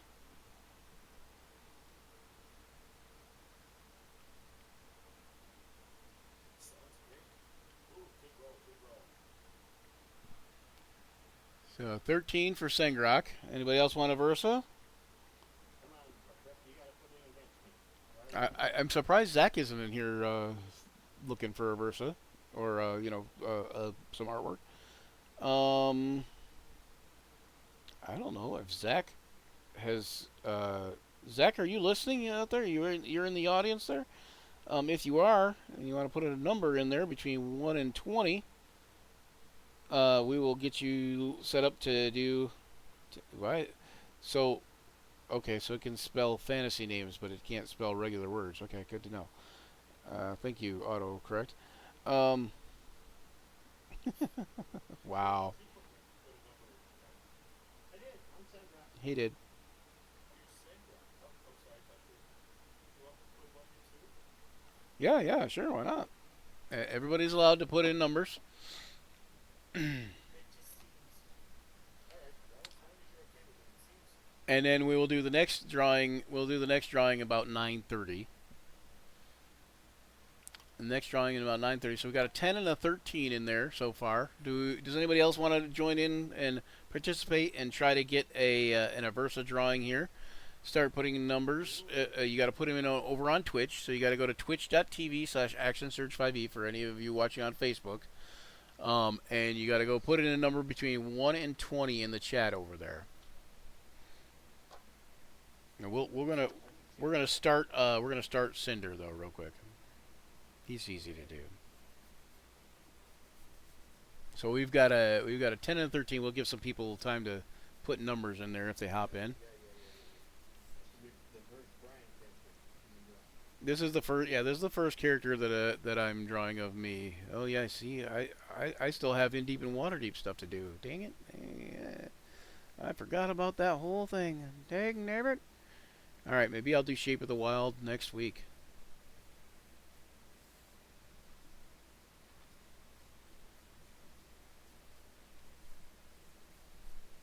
Cinder.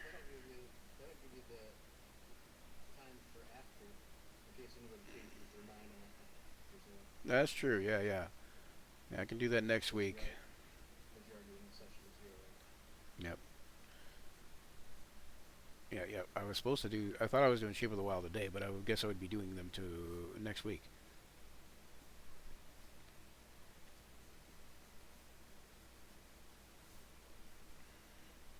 Is that what we meant, Rich? wow, you like, there's hair, but that hair, oh, I would see. You know, I don't you even know, know. Cinder is so hard to see if you can guess. What kind of hair? Single words. See if you're something to guess Cinderella. Cinderella, yeah. A dwarven Cinderella.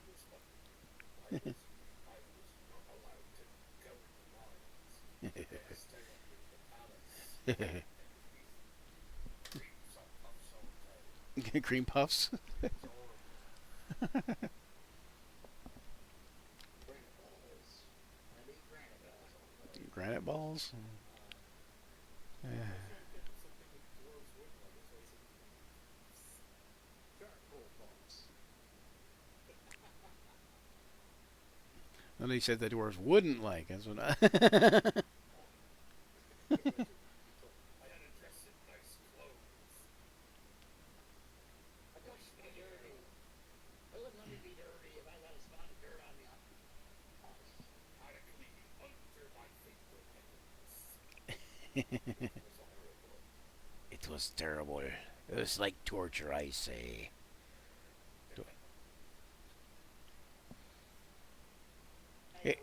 It was like torture, laddie. God, tennis shoes. And beware my boots.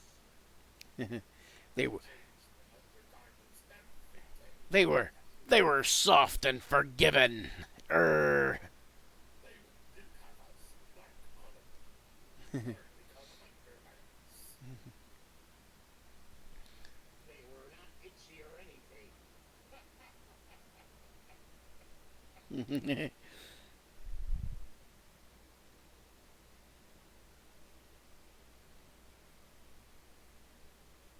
How can you wear non-woven undergarments that don't itch? I don't understand. They're not doing their job if they don't reach you in the right places.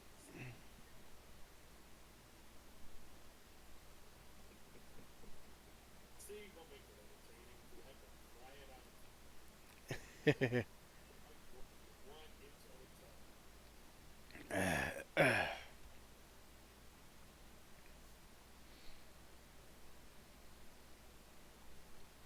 So, He yelled in case you haven't there's the beer, and it ran down my beard. guessed already, Cinder is a fire genasi. Yeah, I was kind of the hair on the brows.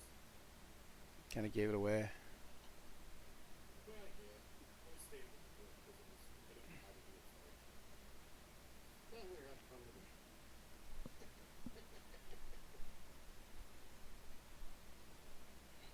I should talk like Cinder or something.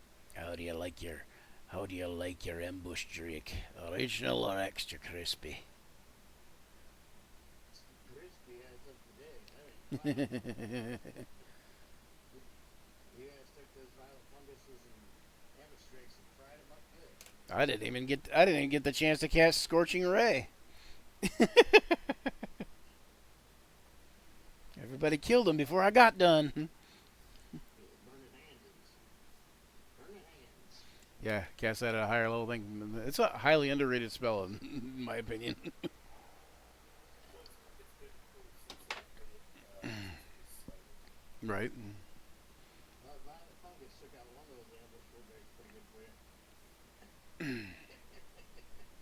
Yeah, that's true. And Violet Fungus did most of the damage for me.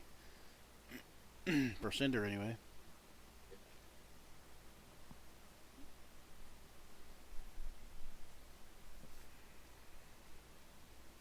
Cinder is a druid.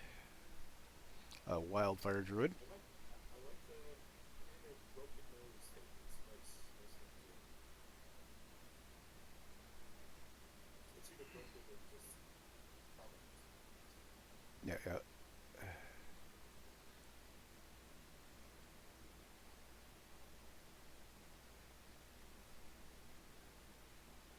Yeah, we had a good session today. I liked it. Went well. Yeah, I wasn't sure because. What's that? I was just gonna ask whereabouts your adventure. Actually, pretty close to the Sunset Vale.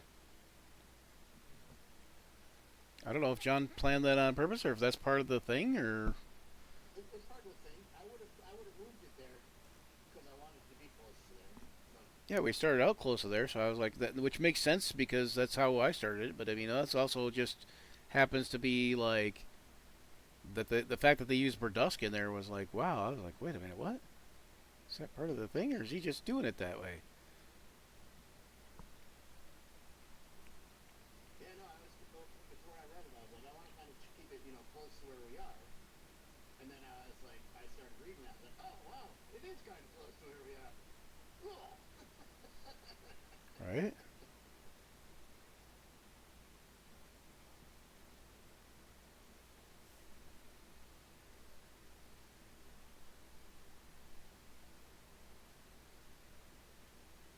I figured I'd have him, kind of talk a little bit like a Scotsman because he's got the fiery red hair. Anyways, like Right.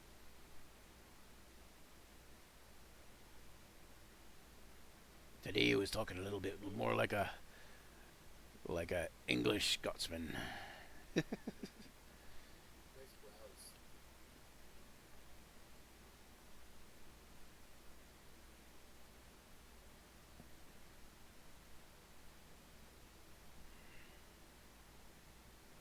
So if somebody would want to win Cinder, we can do that after 9:30.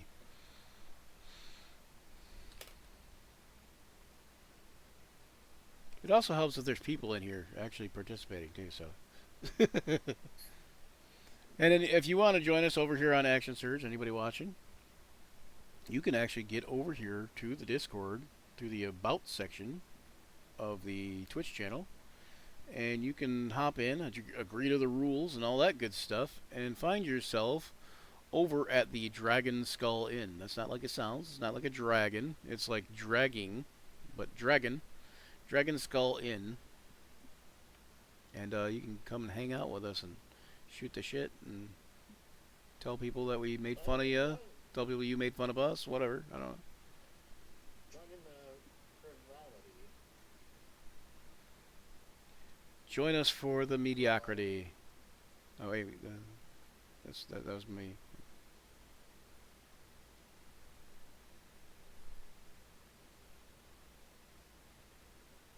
So I'm forgetting now. Compared in as far as the years that the campaigns are taking place. Uh, so Rise of the Drow is one of them's 1492, but I forget which one. Oh wait, no. The 1492 is technically the In Deep and Waterdeep. Okay, that one. Rise of the Drow is Rise of the Drow and No Good Deed are almost the same time. No Good Deed is probably in like 1500 or 1501, somewhere around there. Okay. And Rise of the Drow takes place right around that time. Oh, well then, so for example, um, because I think we allowed Harold the Handsome to show up at the big to-do in Deep and Waterdeep for the cast spell. Right. Yep. So, uh, So, which would so explain why he's not in Mirabar, right? right, that would be kind of expected. But yeah, wait a couple of years later, then Slide would say, ah, yeah, I remember when. Boy, was that some night? Ah, nice. Oh, my dad almost remembers it. Yeah, we had um uh what was it? Grim Harvest? No, not Grim Harvest. What was I trying to think of? 1498 though. Um, Soul Survivors. Soul Survivors took place in 1498. Grim Harvest started in about 1499, 1498, 1499, and they're almost to the point where uh, No Good Deed is because they're a little bit further ahead too, but time jumps and stuff like that. Mm-hmm.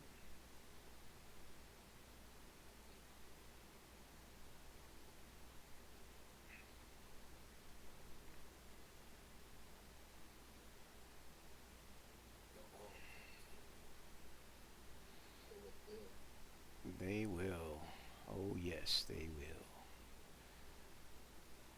good deed has got one of the linchpins, and basically all the ones that I have a linchpin, but all of them have also done something to either further or uh, get away from some of these things that are going on.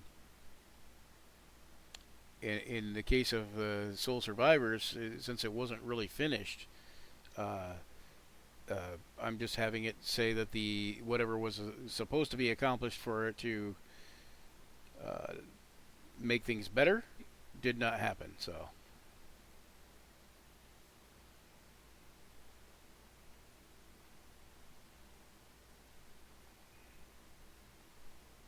mean, that is a nice setting. what's that? The Soul Survivors setting. Yeah, yeah. I really like to re-explore that, and so I do have some plans to kind of for some of you guys to possibly go back there. Yeah, I was in there for like 2 sessions, I think. Yeah. I was in there probably that many, maybe three. Yeah, well, I was gonna say for those characters too. For those characters, they might reappear in the thing when your other characters go back to there. Um, right now, the ones I'm looking at to do that most are the characters from the Rise of the Drow, but possibly somebody else. We'll see. Because I think that the Rise of the Drow, once you guys are done with it, you guys will be right around like 14, I'll say 13 to 16th level, in there. Um, but I think, because I'll probably want you guys to move on and do other stuff if whoever's still around and willing, still wanting to play that kind of thing. But yeah, if not, I'll do it a different way.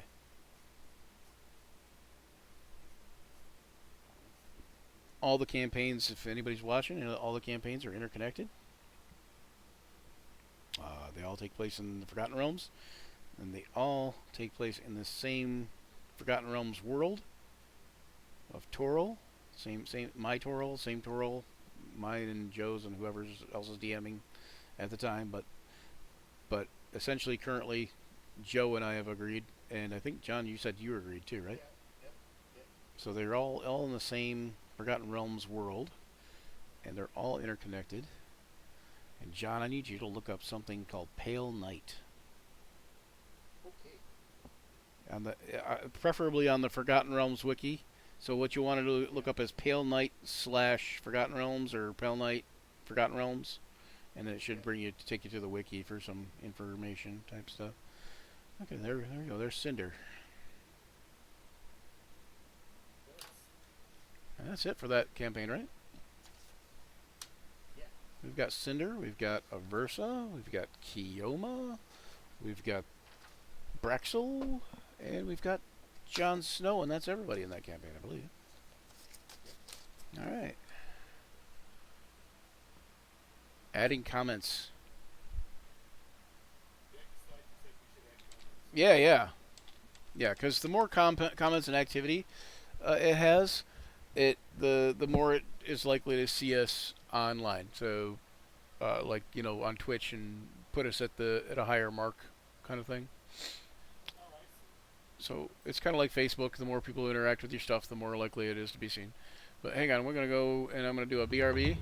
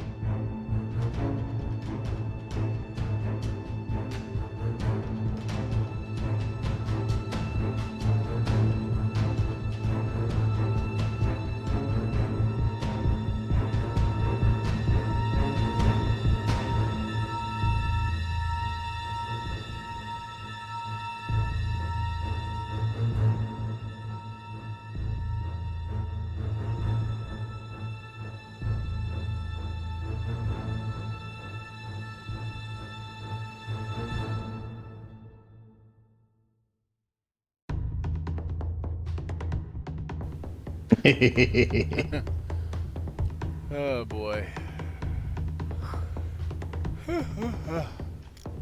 There we go. All those great jokes. All those great jokes we missed. Yep. The great thing is they don't know how many great jokes there were because they cannot fathom. There could be endless amounts of great jokes that they missed, or there could be none. It's they'll never know. They will not. And that's a great thing?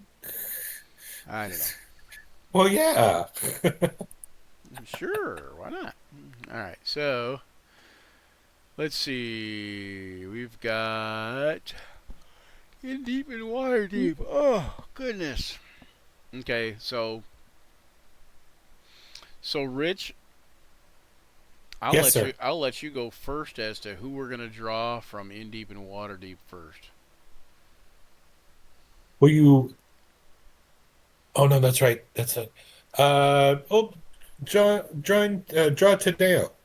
Tadeo. He's here. All right, Tato. Uh-oh. He's a stalwart, staunch rock of the group, and not a raunch stock. You want me That's to a draw different Tadeo, huh? Oh boy. Okay. Ari, if you don't want to, draw Well, I'll Furball. draw Tadeo. You- He's just not much to look at. I'll just say that. Embellish. I don't Pre- know. pretend like he's gonna pay you for it. I will remind you. I will remind all the viewers that this is not a horror stream. We're gonna show off Tadeo though. And he's gonna look how he looks. So you know, it is what it is. But you know.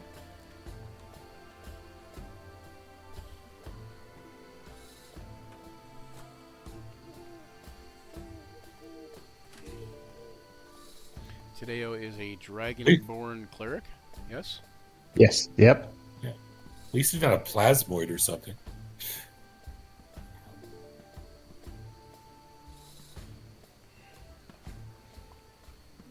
Plasma would be good looking compared to Tadeo.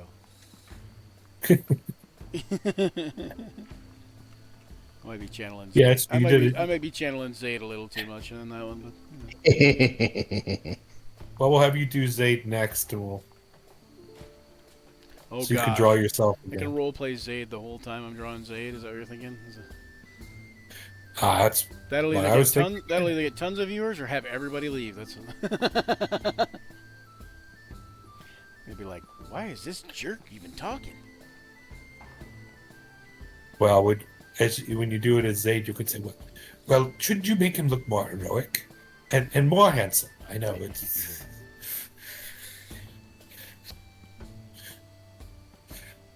No, my good side. Draw me from my good side.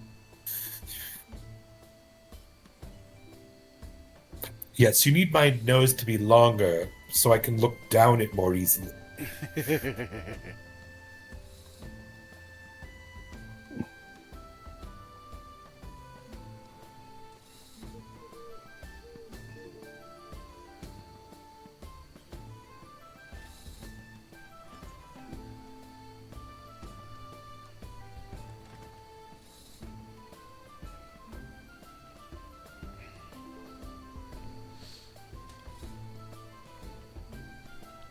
There you go.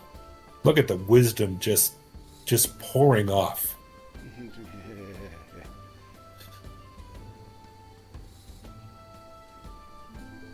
Feel the reverence for his deity just emulating from every pore. What is Tato? Is he silver? Yeah. Silver Dragonborn? Yep.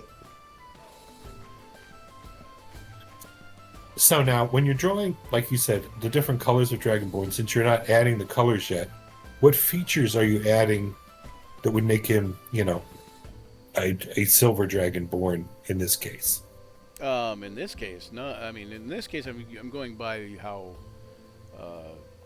John used however John created the character. But however John designed Oh. it. But in this case, John accurately put horns, upswept horns on him for a like. As a silver dragonborn, you can kind of look however you want, but like silver dragons do have upswept horns, so there at least is that feature. Silver dragons, they have some upswept horns. Silver dragonborn can kind of look however they want, but sometimes silver dragonborn don't look like. Sometimes a dragonborn doesn't look like their type of dragon, in my opinion. But they will have features that, like like coloration or certain features, aside from the fact that they breathe frost breath or whatever. It has to do with the fact that they eat a lot of Mentos that helps them keep up their breath. Yeah, wintergreen is.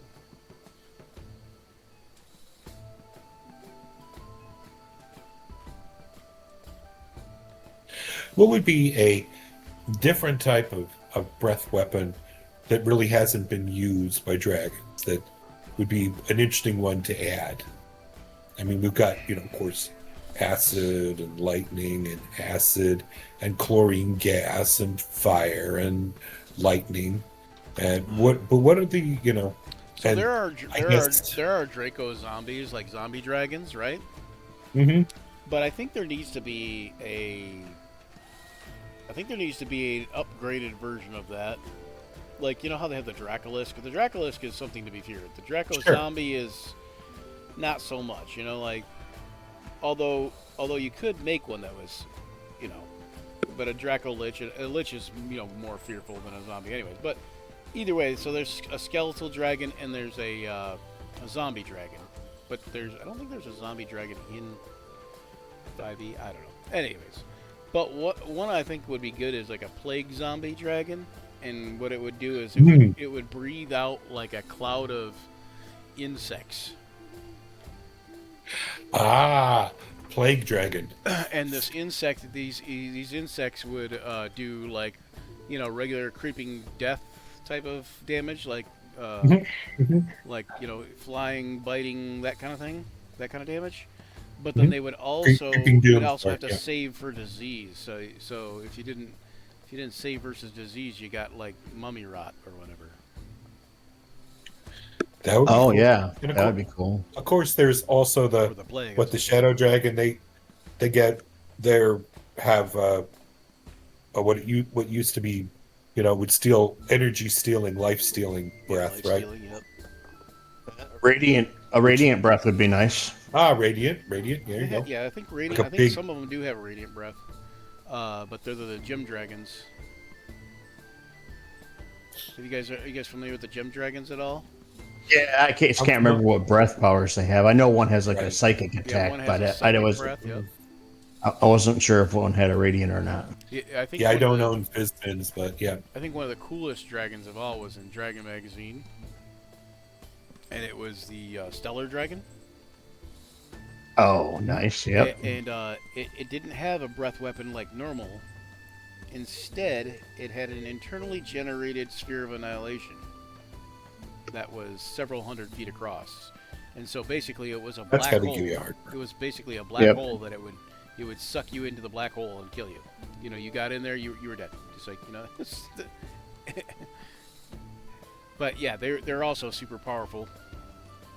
The Stellar Dragon was like like a planet eater. Yep.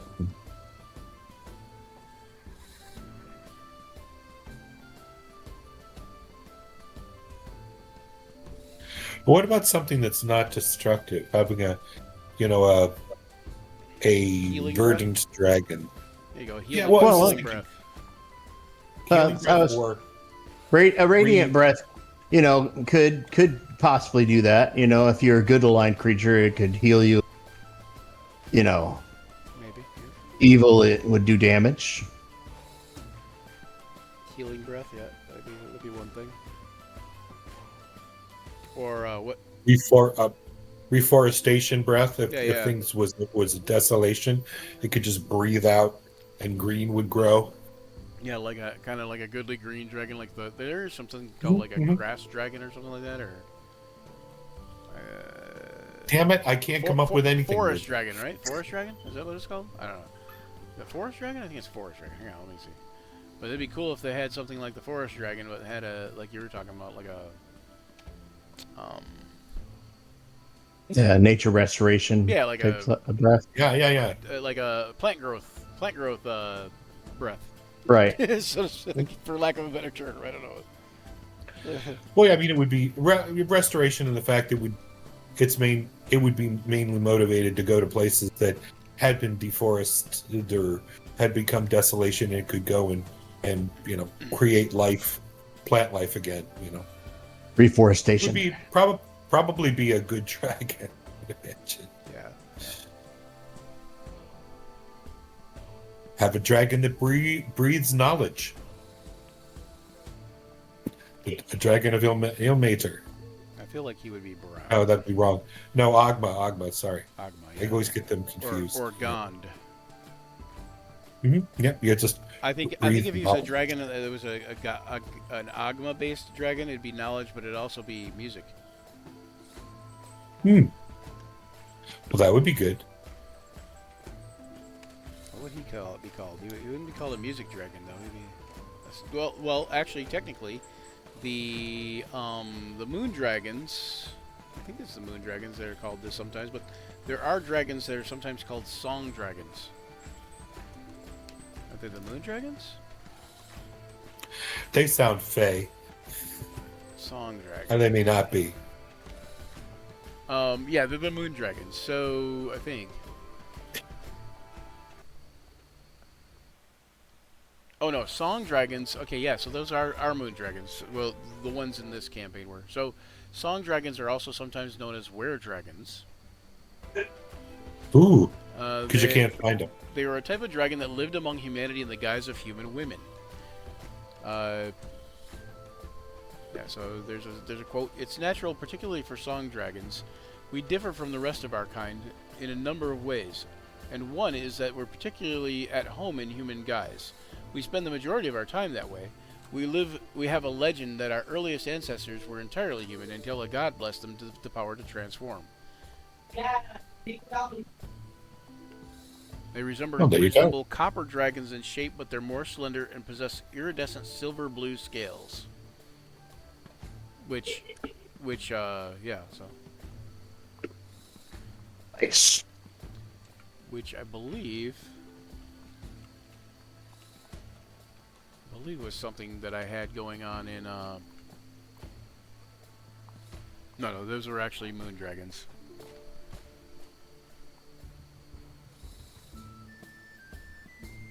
Oh no, they were song dragons. Okay, so in No Good Deed, one of the episodes, Fallon Dublin was actually in a glade where a bunch of like monks were going, like clad in robes, white robes and such, and Okay. it was a Selunian glade. It was like a moon well, and there was a bunch of dragons there singing. They were essentially song dragons, but the monks like had turned into them, you know. Oh, okay. They were not Lidar dragons. Lidar dragons are actually big dragons.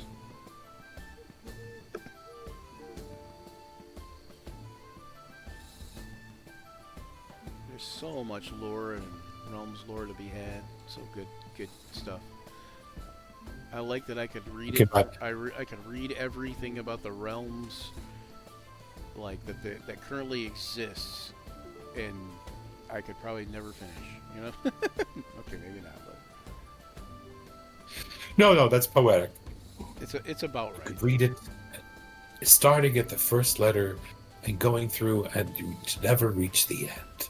Probably, Knowledge is endless. the knowledge about the realms is pretty expansive. It is. It's actually the biggest. Also, it's also the biggest world that exists as far as the biggest, most developed fantasy world out there, which is kind of strange for some people to realize. because you think about like Tolkien and that, you know. Oh, right, yeah. But you have multiple people developing this. Yeah. It's not just one old Oxford professor making it. Yeah. Yeah, and he didn't have the resources that go into like a lot of this stuff too. But no, even just Ed Greenwood's version, like from the get go, is like pretty dang big. Yeah, it's true. But also just in size too, the Forgotten Realms, like the Middle Earth, is actually kind of small compared to the Forgotten Realms, because the Forgotten Realms is about the size of Earth, and Middle Earth is actually only the size of about, I think, Alaska, something like that. I don't remember. Yeah. No, maybe it was Alaska and Texas put together. I don't know. But it's big. It's just not, as big as the Earth. Right. It is only Middle Earth. I mean, it's not It's only the middle part. That's why. all the. So, yeah. It's only the middle part. It's the gooey middle. The gooey middle, the gooey like center that. of everything. Imagine if there were huge dragon-like creatures that were more than dragons, but could directly connect with like the elemental plane. So you would have the aqua dragon, and she would be able to open her mouth and tap in, and so just water would spew from the plane of water. Yeah, I like Just- that idea. Yep, an elemental. Yeah, dragon. that was cool. Elemental dragons. Yep. Or and I mean, quasi I think they elemental have dragons. elemental dragons already, don't I don't know, maybe, probably. they? So I was just thinking this was like a fundamental conduit and connection with elemental planes. Lava spewing out, and it just wouldn't be like a breath weapon in that. It would be like it An would be extension of the creature. open, itself. open your mouth and it comes out. Close your mouth and it doesn't. But I mean, it would have an extra large supply, and they would obviously not be. They would not I be. think what I would do is concerned I would mostly with noble things. Yeah. I would make something akin to a Hellfire Drake. Mhm, If I mhm. wanted to do something like on the destructive side of things, and what I would say is essentially like Hellfire, like back in like 3rd edition and maybe earlier editions too, I don't know, but they had something called True Fire, and it was essentially so that dragons breathed true fire. So like even because the idea that a red dragon getting into combat with another red dragon and couldn't hurt that red dragon with its breath weapon was kind of a little bit like janky. Like why? You can't be hurt by this other red dragon if they breathe on you because, So they developed True Fire so that when dragons get into combat they can actually hurt each other. So the dragon fire is essentially hotter and brighter and more effective than regular fire. It's a magical fire. So anyways, but with the Hellfire, what I would do is I would basically have that be like what that True Fire was, and to where even if you were immune to fire, it ignored resistance.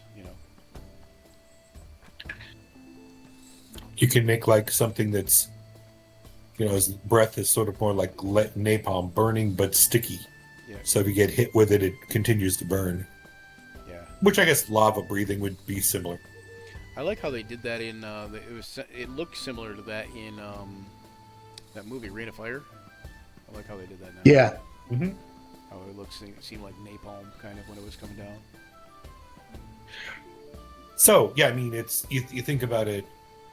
You try to put a little bit extra into how is it manufacturing it. Sorry, if it's something within that's flammable, that's maybe produced by a different organ, in a dragon, and it's very flammable, and when it spews it forth, it catches fire when it meets with air, possibly. So that could be, My last name on that one. whatever How that do you do that? phlogiston or whatever. All right. You're right. It looks today. It looks intimidating. I think that's a good intimidating shot. Looks like he needs to go, to the orthodontist for that You need to give him overbite. Need to give him a Snickers.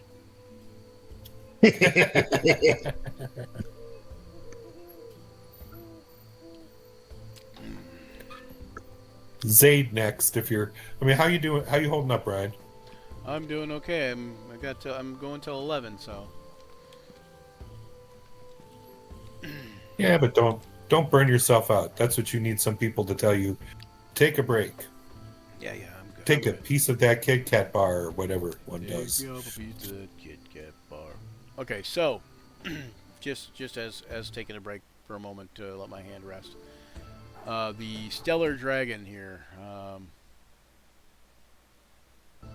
No, let's see. Is it the Stellar Dragon? Stellar Dragon, I think is what it was.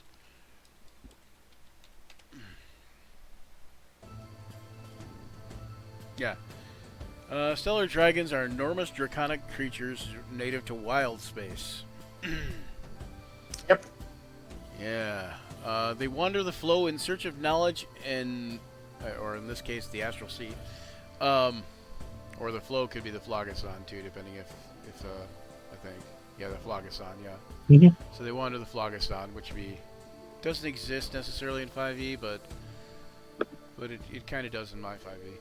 I'm sorry, if you want to go to another universe and you want to go the traditional way via Spelljammer, then you're going through the Phlogiston. Anyway, so Stellar Dragons are iridescent deep purple with a chrome drop at the tip of each scale. Gems of myriad colors and sizes adorn their scales in random patterns, giving the Stellar Dragon its name. 4 enormous lace-like wings provide direction and stability, while 2 fins, similar to that of a lionfish, are located centrally on either side of its torso. Numerous other fins of various sizes are spread across the rest of the dragon's body. They do not appear to have any arms or legs. They're among the largest living creatures in wild space. Juveniles can grow as large as 1,200 feet, whereas young adults can reach lengths in excess of 4,000 feet.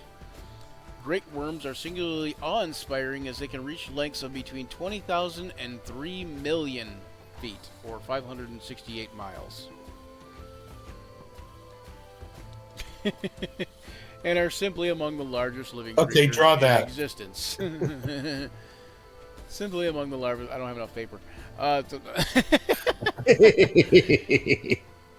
Simply among the largest living creatures in existence. Stellar dragons have watched the rise and fall of many civilizations over many eons, and understand the underpinnings of the multiverse, unlike their smaller cousins, the Radiant Dragons. The Stellar Dragons consider meddling in the affairs of smaller beings to be loutfish and in bad taste. When they do encounter humanoids, the Stellar Dragons prefer to watch rather than get involved, and only rarely do they begin to speak with lesser beings. However, if a crew of spacefarers approach a Stellar Dragon with respect and offer up some choice information from a previously unknown to the dragon, this may be enough to garner its interest, and it may agree to speak with them, even going so far as to offer useful information in trade. Knowledge is generally a Stellar Dragon's food and drink, and is quite willing to trade information in kind.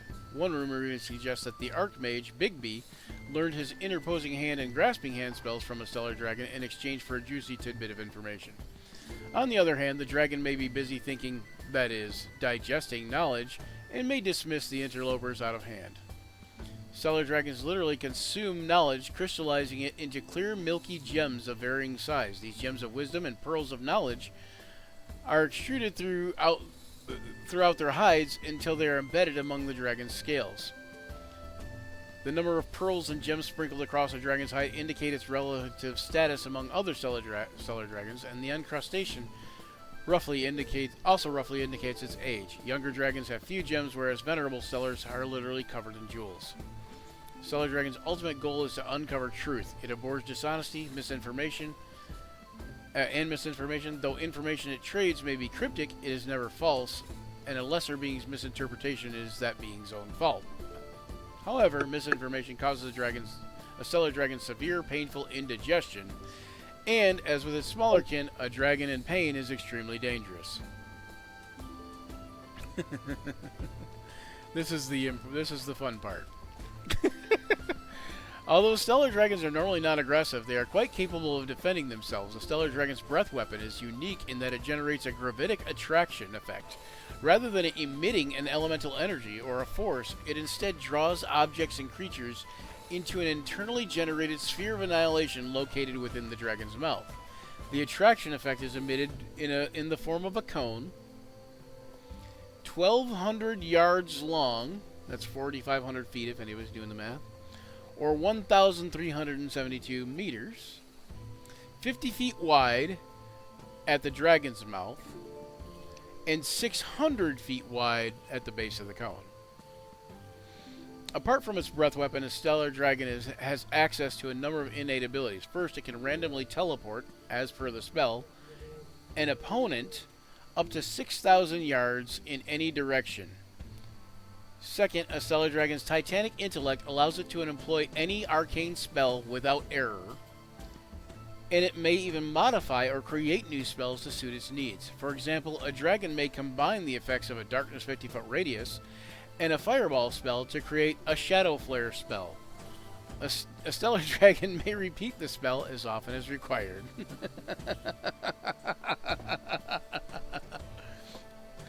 Basically, in 5e terms, these would be like CR40 creatures. 50 maybe. Right. You're really, really, really not supposed to fight one. You're not supposed to fight him, no. Third, a stellar They're dragon not- can they're not. summon up to 7 planar creatures. So you know how you have summon planar ally? They can do it at 7 at once. Third, a stellar can summon up to 7 planar creatures. Oh, no, again, not 7 at once. 7 at once. One at a time. It says as per the summon monster, be different for 5e. But summoned creatures serve the dragon slavishly for up to 12 minutes before returning to their home plane. They're All right, I'll be right back. rarely encountered in wild space. However, once every 500 years, all stellar dragons convene for a special mating ceremony where the most worthy individuals are paired up by the ruler of all stellar dragons, known as the Mikado. There is always a single Mikado who is distinguished by a single crystal Really? horn growing from their forehead. The dragons selected as mates by the Mikado produce a single offspring who is born fully sentient and who immediately leaves to make their own way among the stars.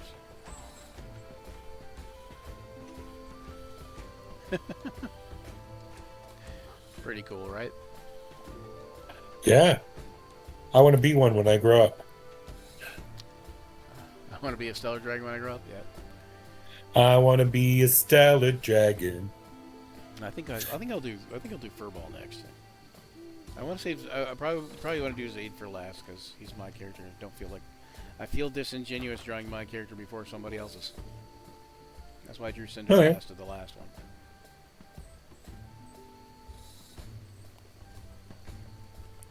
So Furball. I almost typed Stella Dragon.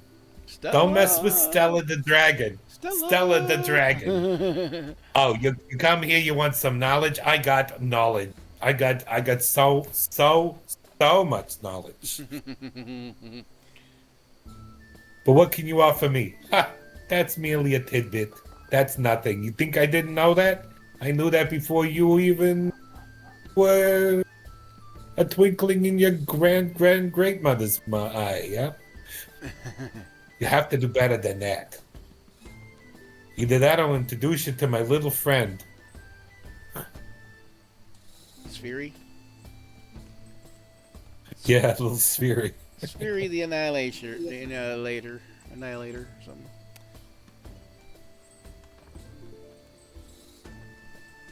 Others might have a little indigestion with it. Not me so much.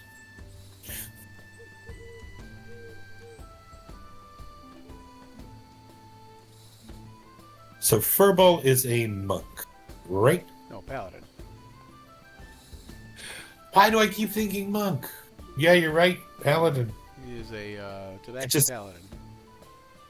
Why? I don't know. For some reason monk is in the mind. I don't know, but Tabaxi Monk is a powerful combination. Yeah. Monks are a powerful You combination. want to talk about Maybe that's having some movement, man. Whew. why I thought that. Maybe I just kind of got it locked in on A that. hasted Okay. Tabaxi Monk with boots of speed can move anywhere. I think they can break the sound barrier. You probably can't. I don't know. All right. Well, obviously, I don't know his color. Then, if I couldn't even guess what his class was. So it's Tabaxi, a Tabaxi monk we had in one of our campaigns. That was his name was Cloud. He looked like a snow leopard. But he essentially he had some boots of speed, and he was hasted. And feline agility makes your base movement speed doubled for a round. Mm-hmm. Mm-hmm. Mm-hmm. And the cool thing is, at a you high level don't move, monk, then you can. Yeah. Yeah, I was just saying, in a high level monk, he moves extra fast. And he had the mobility feat, I think. He might have taken the mobile feat, yeah.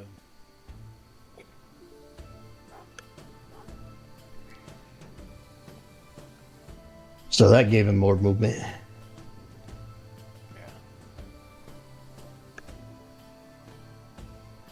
He You was can quick. hide, you can't run. Sorry, stole that. From what? Baldur's Gate, boots of cheetah. Oh. Was worn by a the Baldur's Gate 1. I think they show up in BG2. I'm not sure if they are in 3 because I haven't finished it. But that's worn by a special thief, and his thing was basically they're hasted boots. Yeah. So you can hide, but you can't run. Gotcha. That's pretty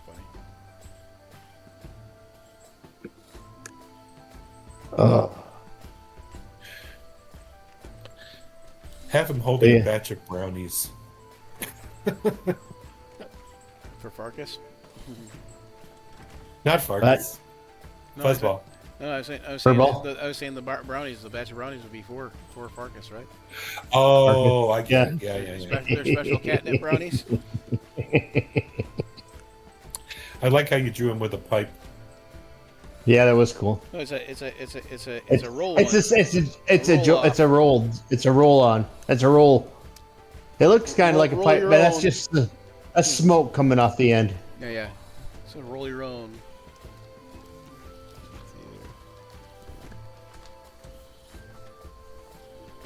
Oh, So also everybody that's a cast member will also be getting the colorized version of their thing in at least a digital file. If not, if I can't send you something more hard copy-ish, but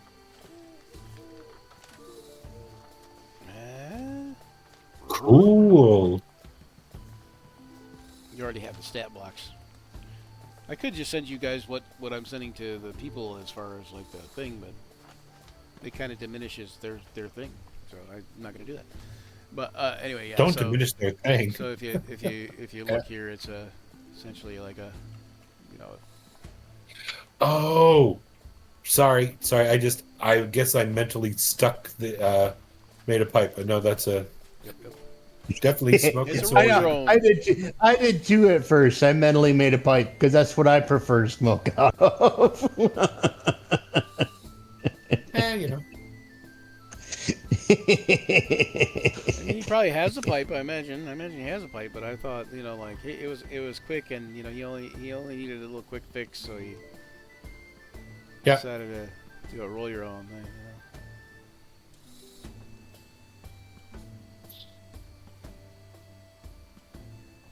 Oh,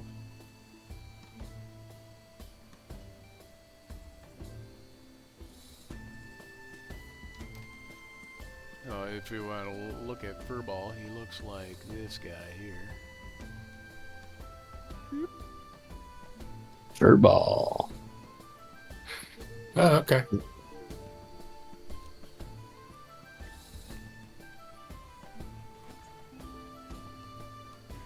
It's looking pretty badass.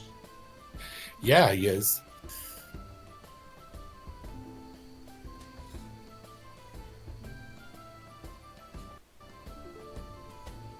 James has already taken his meds and went to sleep, I'm sure, but Yeah, probably. I think we should throw a number in here for James too. When we do these ones. I'll probably do these ones next week because Yeah. I don't have time, Maybe I'll set up an event for it more, have it a little bit more prepared. I tried to set up an event, like I set up events on Facebook for this, and but the way I did it, I set up one thing, multiple days, Right. and I needed to set up one, like I set up one thing for each day, and I needed to figure out a way to set it up to where it's one event, and then it just takes place over those days. Right.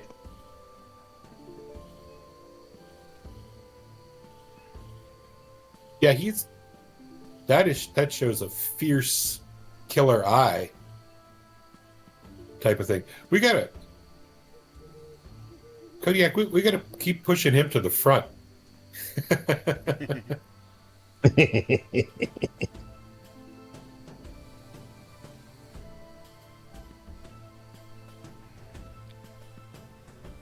Some fierceness he is. Can't even catch a mouse.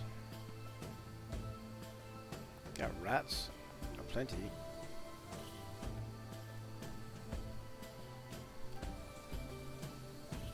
Well, perhaps I don't know.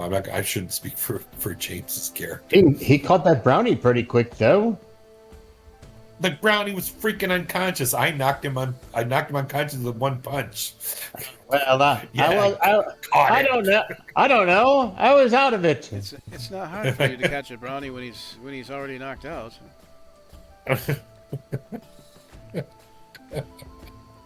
I wasn't paying attention to you guys. Yeah, you were focusing on the satyr and his satrina. I was my attention was elsewhere, let's say. So was Zaid's. Zaid was gawping at the thing forever too. He didn't start that. That one. looks cool. Does he have those tattoo markings? Yeah, he's a tabby. That's sweet. I like that. Not tattoos, they're just It looks fur. Different colored fur. Yeah. Yeah, here, that looks. He looks even more fearsome. Fursome. let's see, Even more fursome. EFF. That's where. I think we already established that he was. We'd heard that just cats in general will call furball, so he is the furball.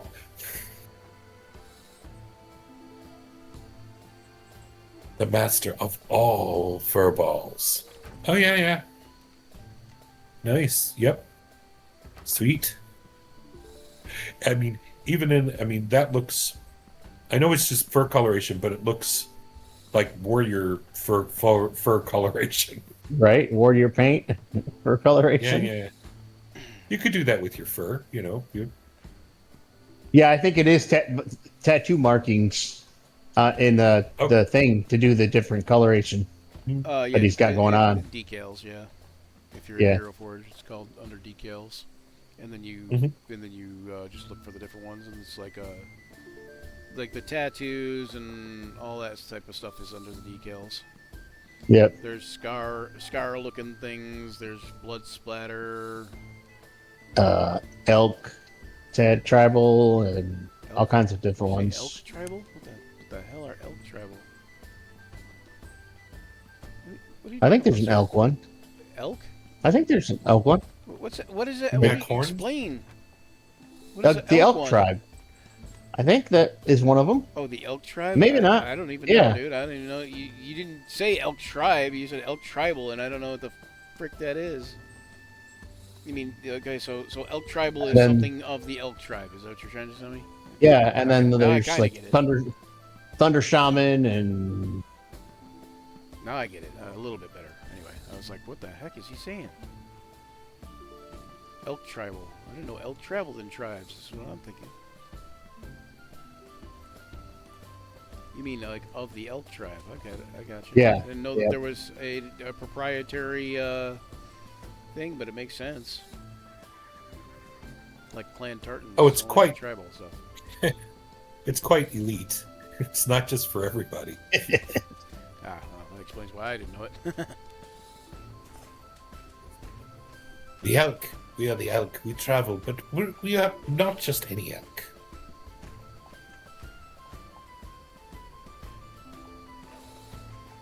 I think that's one of them. I can't remember. It's been a while since I put tattoos on my face on any of my characters. Been a while since I put tattoos on my face.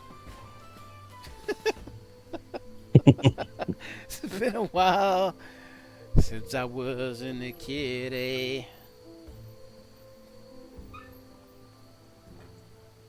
It's been so long that the tattoos are starting to fade. The blood taste in my mouth ain't there no more. I don't know. Haven't made a That would be a haven't while. haven't made a taser face character in a while. No. Taser face! It's a metaphor! Do you know what a kick-ass name would be? Taser face.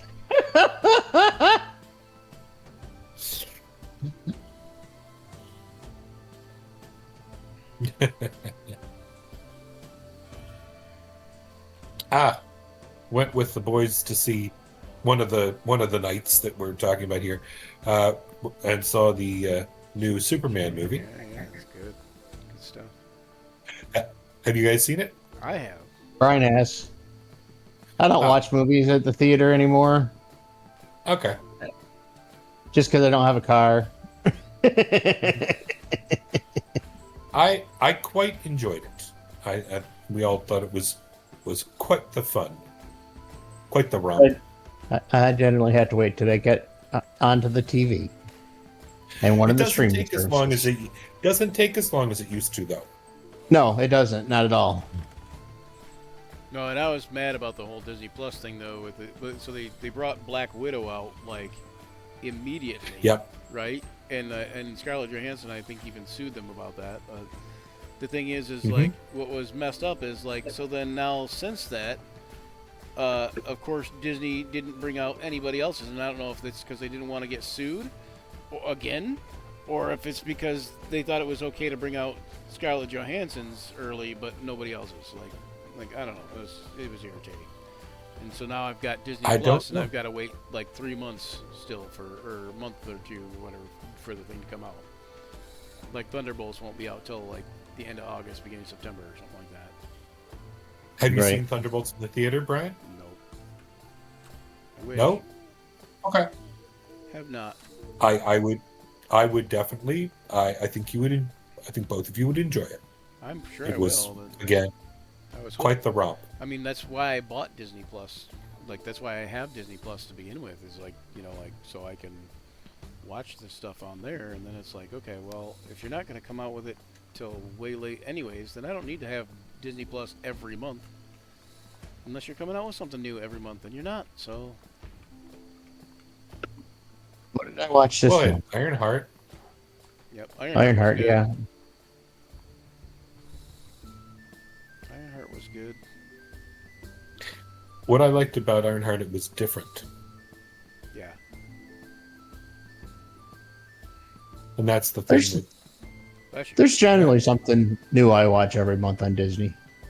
All right, when you said there's generally, you started to say there's and then you cut yourself off, and then I said bless you because I thought you. Yeah, sneezed. I heard Rich start talking, so I was waiting my turn. I thought you sneezed. I'm trying to be better at not jumping on people. Not walking on people. Yeah. that's nice. Rich is too good at it. At which? At trying and not At jumping on people? not walking on people on the mic. Yeah, especially Rich is especially one I try not to, Yeah, because if I hear him talking, I shut up. yeah. No, Rich is too good at it because he'll start talking and then somebody else will do whatever and then he'll stop talking, and so then they think that they have the floor, and of course, if you let them have the floor, then they do.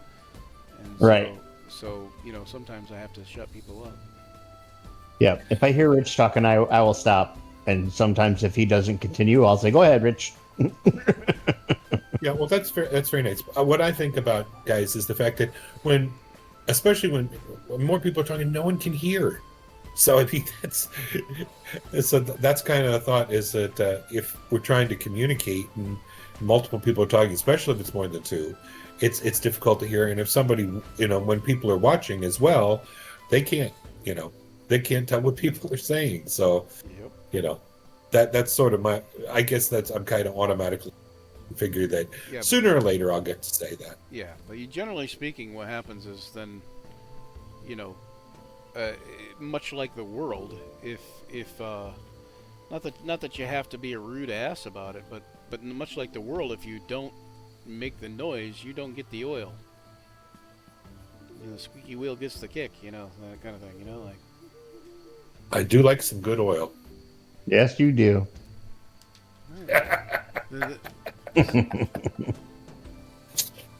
But like so what happens is then a lot of times is the people that were stepping on people anyways are continuing to step on them regardless. Yeah, they're the ones that keep talking, while the other people just shut up. Well, you guys are both good about getting out of the way. And yeah, well, it's Teeny was like, well, they're grown people. You don't need to tell them. And it's like, no, you kind of do. Otherwise, somebody will take the floor the whole time and,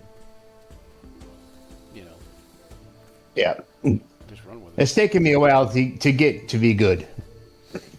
I believe me, I used to be one of those people that just kept talking.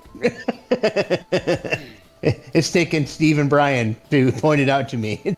Say, hey, John, other people need to talk to you. I still don't feel like I'm good at it. I still don't feel like I'm good at it at all. But I also feel like there's some people that make me go, damn it, I thought I was bad at this shit. You know what I mean? Like, they make me go, okay, I barely talk at all compared to this. So. But I try to I try to stop if I hear somebody else trying to talk. Put another sheet there because the ink bleed. Well, actually, hang on. Let's switch this here. Unless it's another person, one of those people that don't give up ever and don't realize they have a problem with it, then I might purposely try to keep talking over them. Yeah, there was somebody in one of our campaigns once. Okay, we got one of our campaigns that's like one of the non-action surge ones. That one of our players does not talk hardly at all, like hardly ever. Just very quiet, very quiet person. And decided that he was going to have a say at one point in time. He was talking at one point in time. And one of the people who always talks decided that they were going to talk also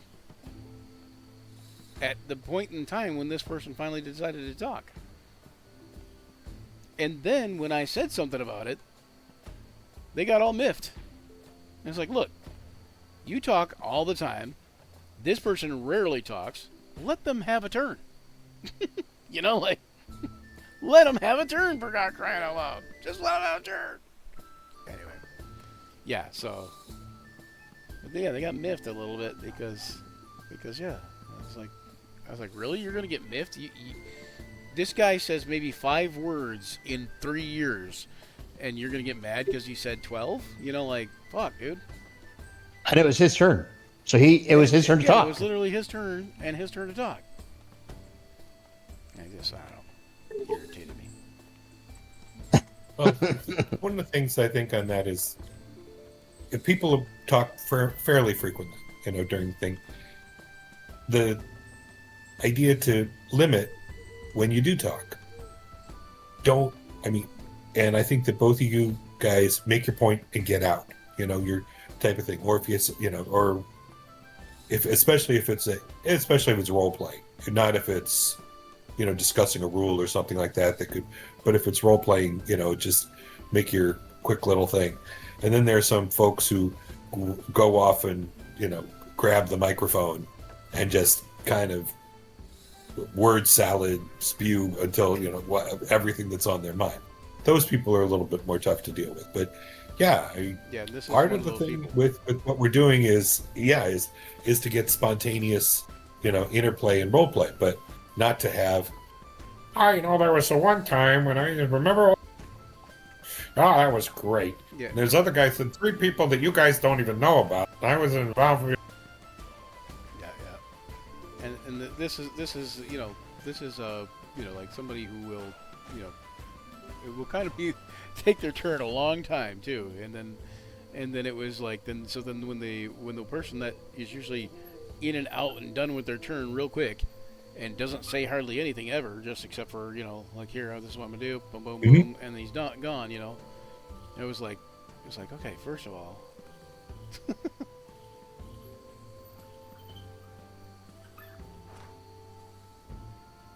Well, the other fun thing with role playing is, you know, when you can talk to one of the other characters. It's something that you guys do. You talk to, so you already built in the fact that there's a rapport. Yeah. So back and forth. So you already elicit, of someone else talking. Yeah, that's what I try to do that too. Like in whatever given thing, to get people to sort of do the role play part. Like sometimes they're not really comfortable with the role play part, and so I think that I don't know, maybe it doesn't help, but I hope that it helps that if I'm doing the role play part too, that they will be more inclined to do the role play part. Like especially if I'm interacting with their character. That's one of the things with my friend Bill. He's pretty quiet. So on like Mondays when we're, and he has said, hey, if you want me to be engaged, then you need to engage me. So, because Bill is very much, he don't have any problem talking. He doesn't have any problem being vocal. He has he just doesn't initiate vocal as much as some, Yep. And so so on Monday nights when we play, well, no, it's not every Monday, but we play Rime of the Frost Maiden, and he's in that campaign, and him and I are brothers in that campaign, Goliath brothers, and so like we always interact, like I always interact with him, and he always interacts with me, and gets him involved more vocally. He's still like not, he's still not running the Gettysburg Address, but he's actually involved, Whereas me or my friend Steve could or even John to some degree could literally talk forever and not shut up. I have no idea what Steve wants me to do to get this stupid wand.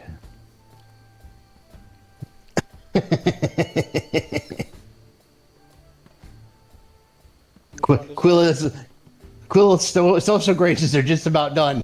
He's about ready to threaten this great tree and say, "Look, I'm gonna go and turn the weather off, and you can freeze like the rest of this city." Yeah, you know how badass treants are, right? Yeah, I know. That's assuming it's a normal treant. That's assuming it's a treant at all. Like, what if it's not even a treant? What if it's like who knows what the fuck it is? It's just all we know right now is it's a voice, I know. From a grove. It's a granddaddy dryad guy. I don't know. I'm glad to see that the Netherese are a bunch of stubborn assholes, and this is probably why you all died out. Yeah, that'll go over well. I'm sure that you will join the rest of your people soon. What if they're not Netherese? I thought rocks falling from the sky was what killed the Netherese. Yeah, sort of. Not really, but sort of. Yeah. We're in a city that fell to the ground. If they were on those rocks. Yeah, they were on the rocks. Yeah. Well, we're in a city that fell to the Push ground. down. So How do you serve a Netherese drink? On the rocks.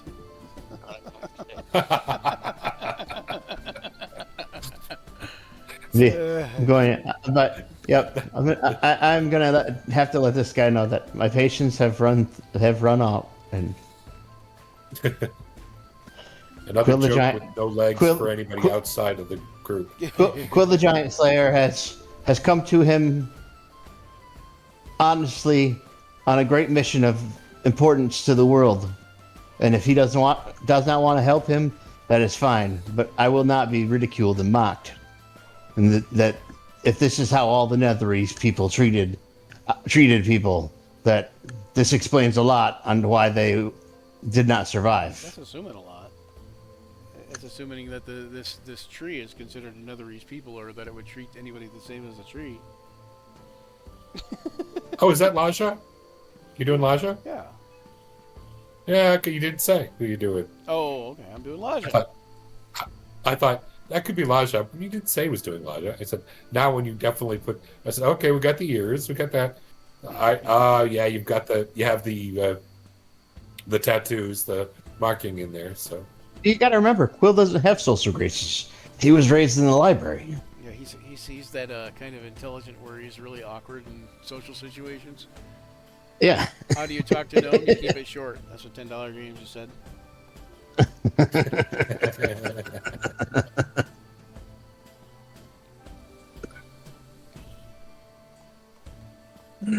The other day, this gnome came up to me. Well, not all the way up to me, about here. Well, Quill is the short. Quill is the shortest character I've ever made. Short in stature and short in temper.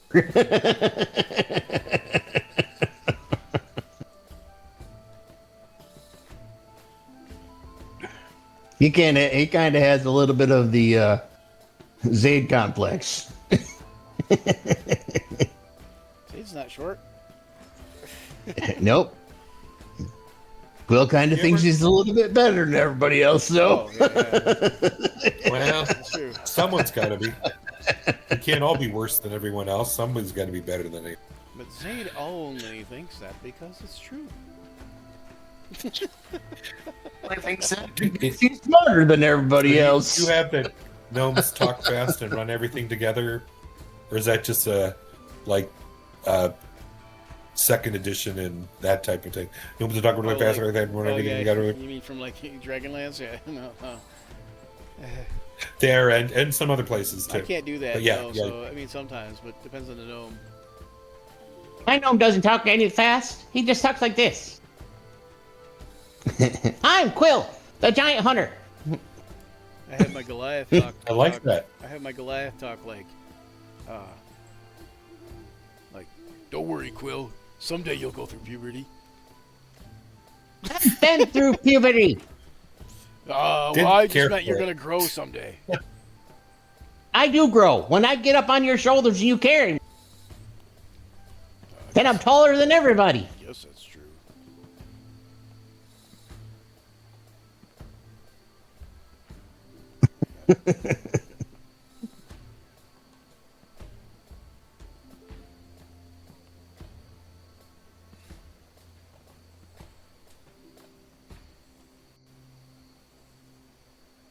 I think we're camping in the grove tonight. I hope that nothing's flammable where I'm gonna light this bonfire.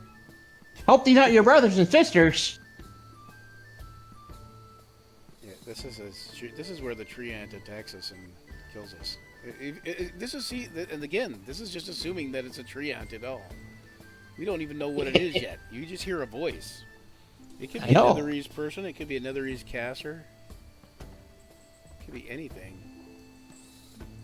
Does it sound like Treebeard? Kinda. It's got a deep voice, No, little people, and he does talk don't slow. be so hasty. He does talk slow. Slow and booming. I'll sit there for 10 minutes and set up my shelter.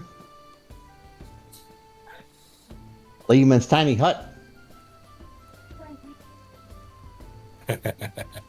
I'll create my bonfire. Quill, this so-called smartest guy, is going to get us into a fight. I had a DM who did not like Liam's tiny hut. He did everything he could to make it so that we were Underpowered. ambushed or people. Ugh. Yeah. People were they figured out what it was and they're just waiting for. All right, I'm switching spells then. If you're not gonna, he didn't care for it because he thought of it as a kind of a cheat, being able to have a safe rest out in the wild. Yeah. It is a cheat having to save rest out in a while. See, here's another one who agrees with him. Yeah, But you've got here's the the spell, problem. John. Here's the problem. This is a DM that still thinks it's a you versus them situation. It's not. No, You're just a It's not. narrator. You're just a narrator. You're the guy who's narrating the story, and the players fill in the gaps. Like. And the thing is like, there's no reason that you shouldn't be able to do the Lehman's tiny hut thing, and it worked just fine. But if he wants to, that's not really thwarting. It's a spell, so it can be dispelled. Yep. Or the creature could True. just wait until it's done and come attack you when it falls down. Or When the spell's over. they have 8 hours, and you can see outside the thing, but unless True. you're going to leave, and if you're asleep, and I would say that, hey, if you're asleep, you don't really see what's going on, especially if you're all asleep, and if but if you're asleep and you don't see what's going on, then they've got 8 hours to set up traps and whatever around this tiny hut. And as soon as it drops, then they light the pitch on fire, and that's how that works. There's lots of different ways. Looks like If you- Zach's joined us. Could be. Yay, Zach, how's it going? Roll a 20-sided die, Zach. How do you talk to a Tarask? It depends on if it's a Tarask or a Tarasque. Ah. You don't? You run away. How do Not talk- if you have speak with monstrosities or whatever it is. I would say very carefully. From a great distance. How do you You- talk with a Tarask? I don't know. You lead a herd of buffalo to it first, so it has something to eat while you talk to it.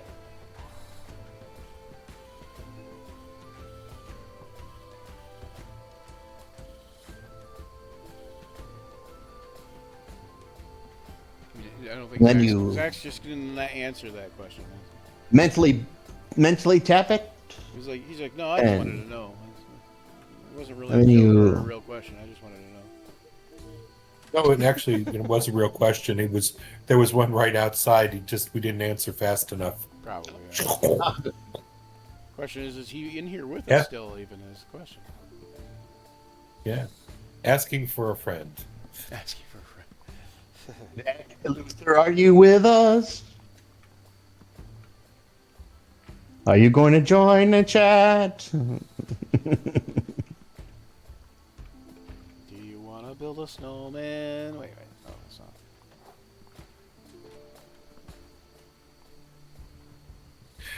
See, that's one of the things you could watch on Disney Yeah. in the summertime. Keep yourself cool.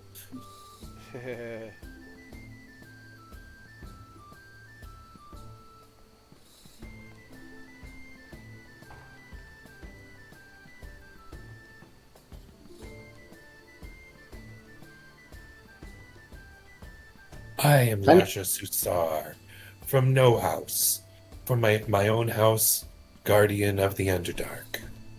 No short That's jokes, you orc.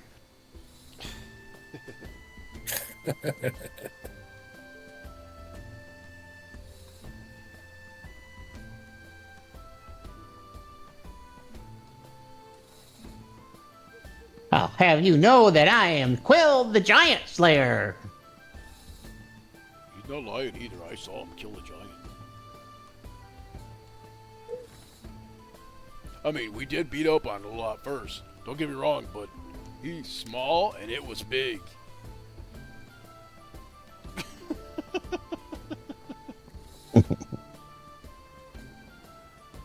I killed those 2 frost giants all by myself. Well, my book did, but it was my book.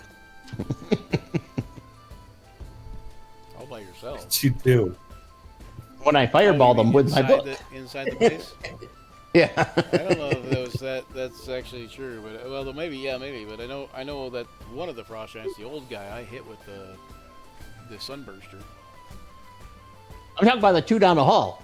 Ah, gotcha. Sunforger, not sunburster. Sunforger, that's what it's called.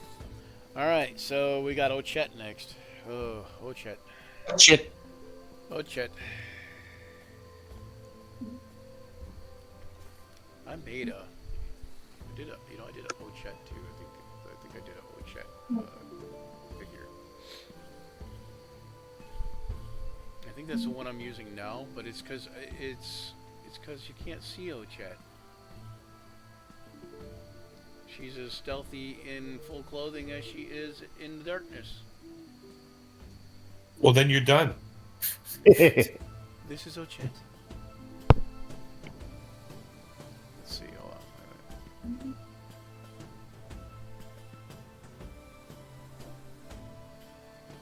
Yep, I think I did do that one, but I don't think I saved it. Like the center one. Oh boy, or either that or it's under hero again. So many heroes. I will so be little your time. hero, baby. Here, this is what here. This is my Hero Forge folder.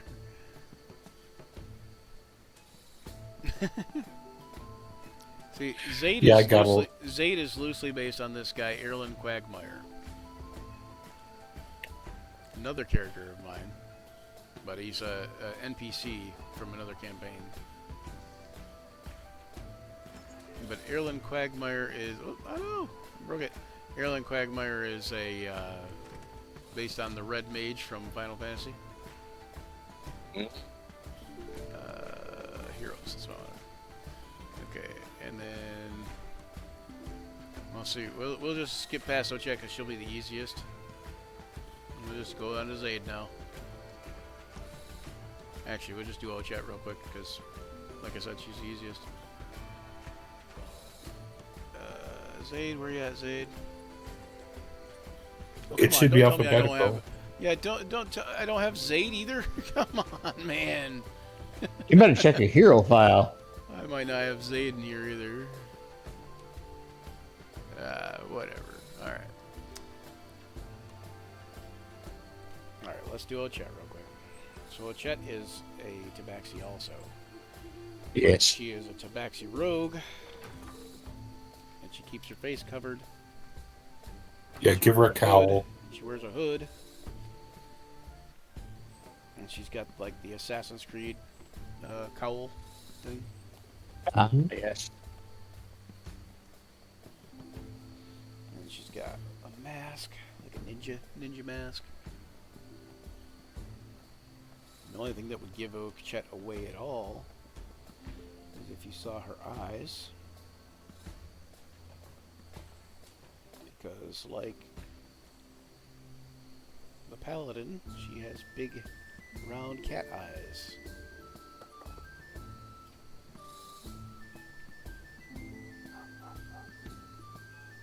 You know what color eyes does she have? Blue. The bluest eyes in water deep, haunting me tonight. That's nice. The hell are you just saying?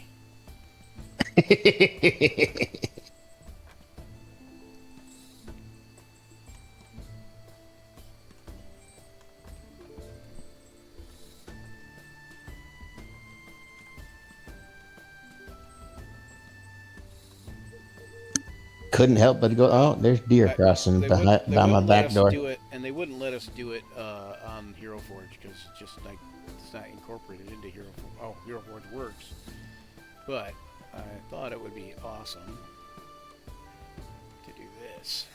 Does she have ear cutouts in her Yeah, hood? that's what I was thinking. Like, I thought it'd be awesome to do ear cutouts. They don't Yep. allow you to on Hero Forge, I bet Gavin Oh. can pull it off because Gavin has that pro thing and he can do kit bashing and stuff. So Yeah, he can do so much with that. he's amazing. It's that time of night. The deer are walking by my door. Oh dear. Invite them in. For dinner. They'd probably come in. If I left the door open, they'd probably come in.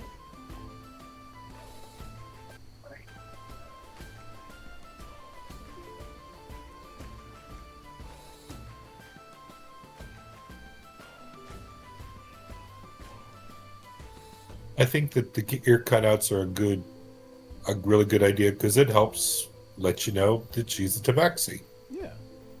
Well, actually, yeah, It and it's not like she wouldn't have her ears out because that's Right. so much of her senses gone if And if they you- weren't out. And if you had a hood on it, it interferes with your hearing.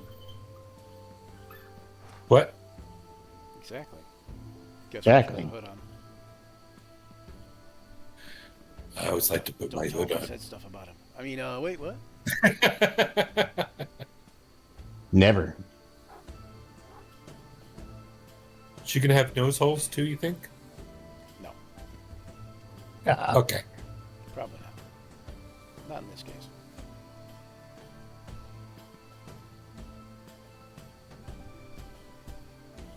Furball, you got to do all the smelling. It's probably why she's got her nose covered up in the first place. Is he's doing all the Point. smelling. He smells too much. He doesn't get to really lick himself clean enough with that armor. All that armor and all that fur. Yep. All right.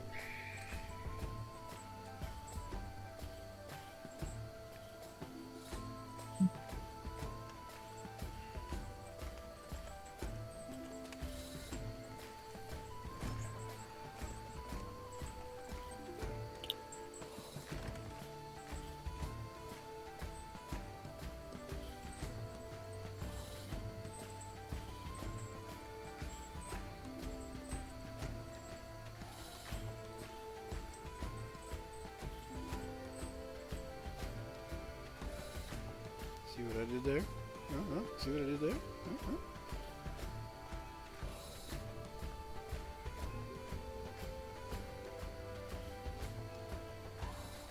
Eyeliner, you mean? Or Eyelashes. oh, give her eyelashes? Yeah, Where it gives you an idea that she's female, you know?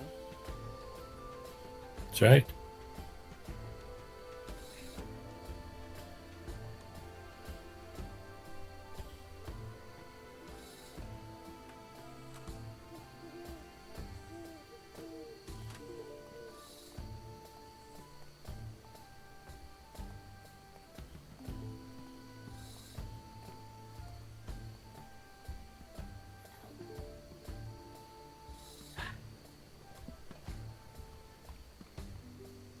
I watched the Tom Cruise Mummy last night.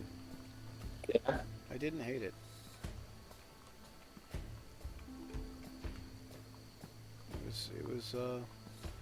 It was worth watching. I thought it could have been better, but I think it was way too early on the heels of the Brendan Fraser Mummy movies to be to most people's liking, and that's why it probably did terrible at the box office. Yep. But still worth watching. How did you If feel have it Prime or compared whatever. to the? How'd you feel it compared to the Brendan Fraser mummy movies? You poisonally. What do you mean, like? Did you like it as much as you like? No, but they're also two different movies, like altogether. Like, so there was a little bit of wannabe comic relief, which Tom Cruise pulled off probably as best as Tom Cruise could.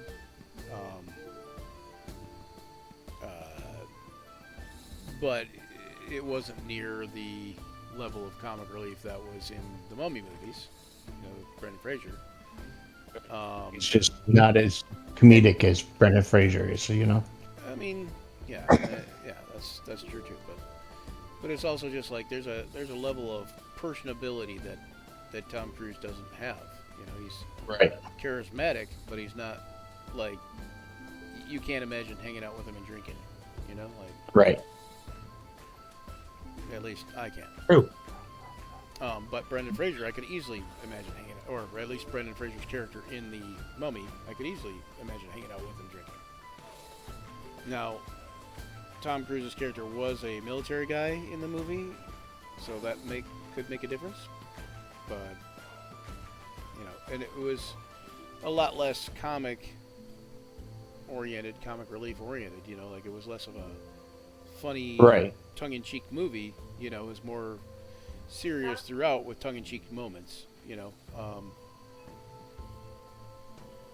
And I liked how they put. I actually liked what they did with Russell Crowe's character in there, and I guess it's too late for spoilers now, so I'm going to use it. I'm going to spoiler it anyway. But Russell Crowe played Dr. Jekyll in that movie, Oh, okay. and so we got to see a little bit of that. And essentially, that movie was intended to kind of start the whole Universal Monsters type of thing, you know.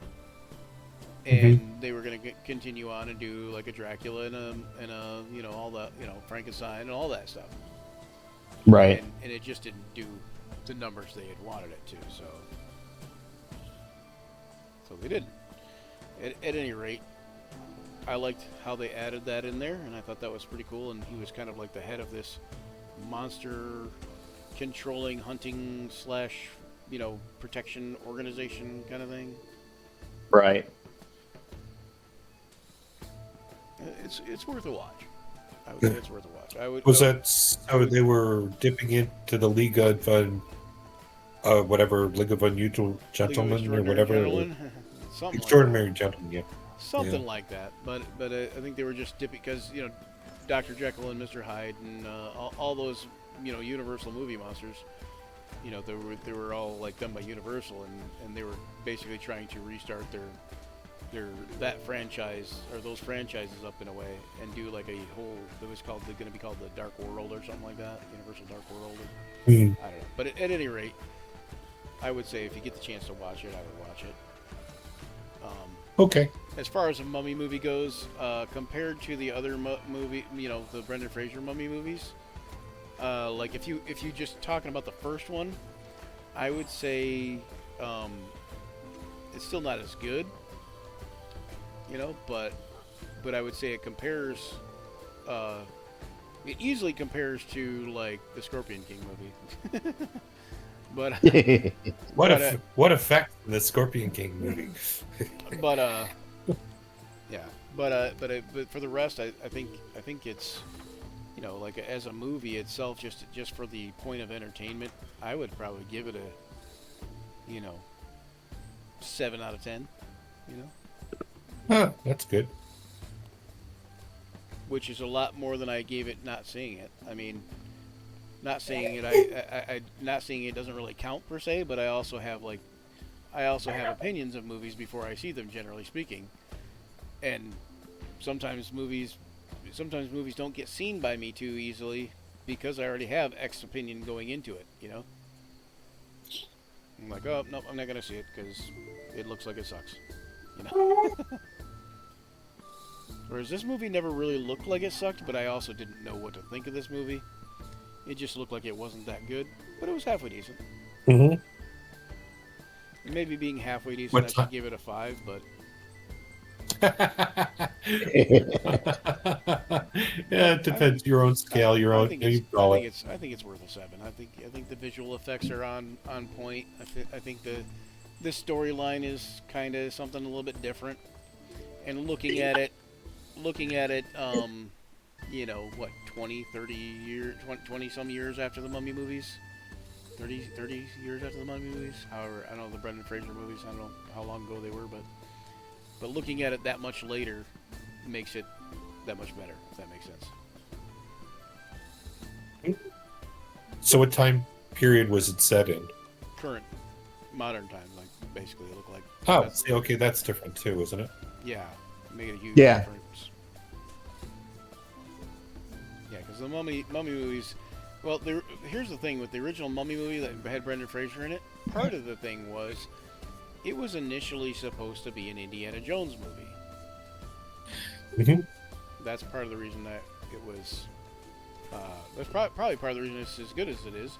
Also, part of the reason it probably has some of that comic relief that it does, and also part of the reason probably that it was set in the time period it was set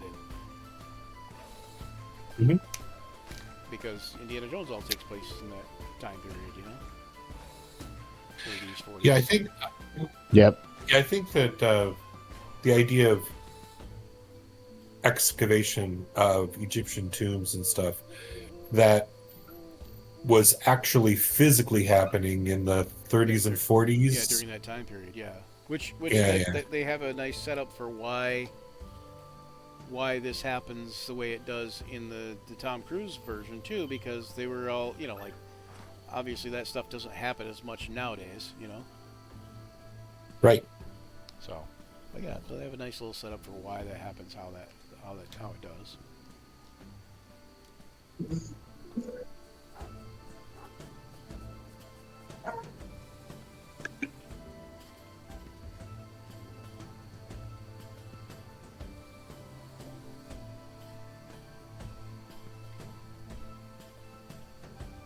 I like And I want to see watching- good. Oh, sorry, go ahead. I was just thinking about a good coverage of excavation of mummies is the Rocky and Bullwinkle, Mr. Know-It-All goes and, how to be an archaeologist and really dig the past. And they have a whole little shtick of him there. That is real entertainment. Rocky and Bullwinkle. Here's something we hope you'll really like. Yeah. Oh my goodness.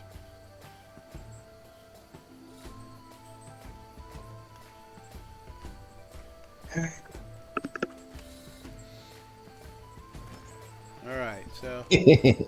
Oh look, we He got was six reading. viewers. 6 viewers. Do any of these 6 viewers want to get involved in this drawing? So what we have already, we had a what was it? A 6? Oh no, a 9 and a something. A 9 and a 13. 13. Yeah, 9 and a 13 to win some of these drawings here.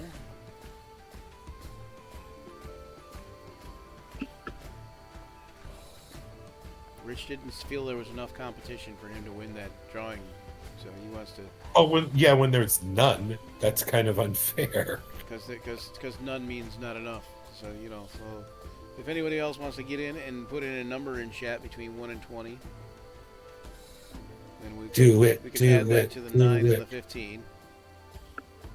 Come on, put your numbers in. Everybody plays, everybody wins. Sorry, I was reading.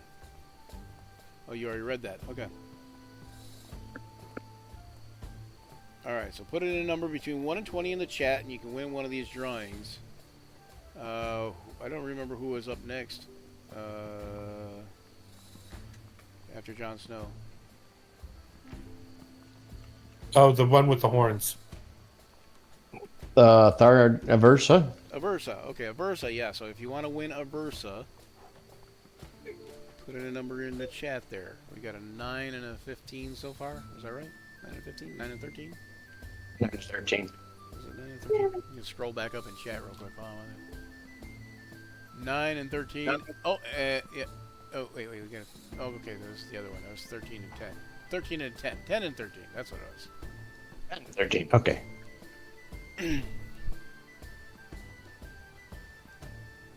All right. There's Ochette.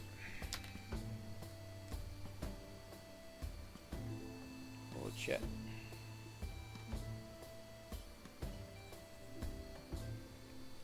For some reason, besides just the obvious, Ochette also reminds me of the Motel 6 commercials. You know, Bob Odette. We'll leave the light on for Yes. you. Turn the light out for you. Actually, Ochette is I don't know, maybe Ochette's a tabby too, I don't know. I'll have to ask her. That's a rude thing to ask a tabaxi. Are you a true tabby, you say?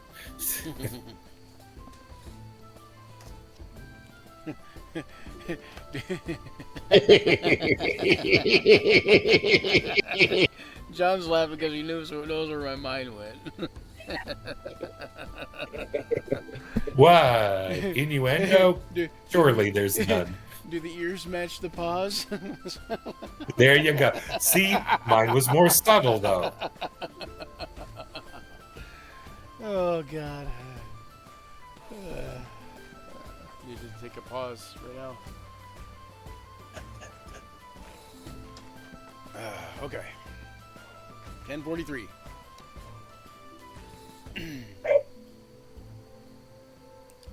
All right, we're gonna give away that Aversa. So who had 10 and who had 10 was Rich and 13 was you, John? All right. Anybody else? Anybody else want to get in on this? 1 to 20 in chat right now. I'll give you 7 seconds for the delay. Uno, dos, tres, cuatro, cinco, seis, siete, ocho, nueve. 1 to 20 in chat. If you want to win the drawing of Aversa, here I'll show you who Aversa is real quick. Yeah, definitely. Show the prize. Drawing of Aversa to the lucky winner. We'll go out to the lucky winner, and they'll get the artwork, the original artwork, as well as a full color version. There's Aversa, cleavage and all, and yeah, you can win Aversa. 1 to 20 in chat. We already have 10, and we already have 13. And this die could be rolling around there forever. Or I can just take this cover off here right now. Pick up the magic electrodes. Wait. What do we want to give? Because we know Ashley would want a number. So here, wait. Let me roll a different number for Ashley. Okay. We know Ashley would want a number, so let's roll a number for Ashley. Yep. And what is that? 20? I'm blind. It says 20. So 20. So unless this is an 18 or 19, she's screwed. Anyway, but so okay, here we go.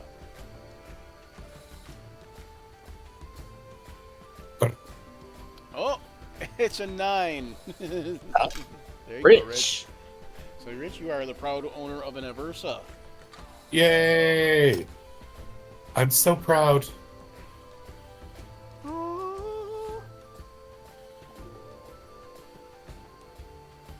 gotta win the whole Grim Harvest campaign, or Journey Continues campaign.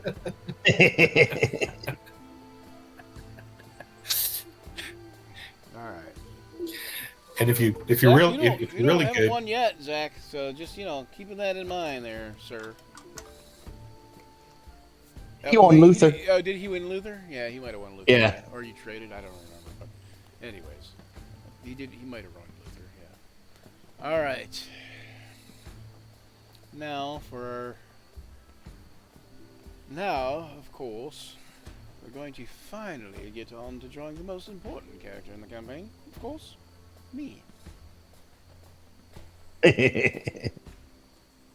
If I weren't the most important character in the campaign, would I have a name like Battleflower? No, I would not.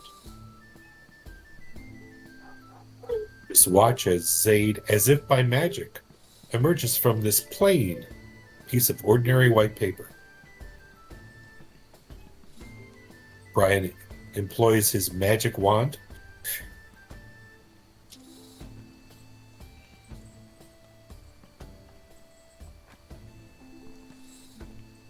I'm just wondering all sorts of things. Will he be beheaded? Will he be what?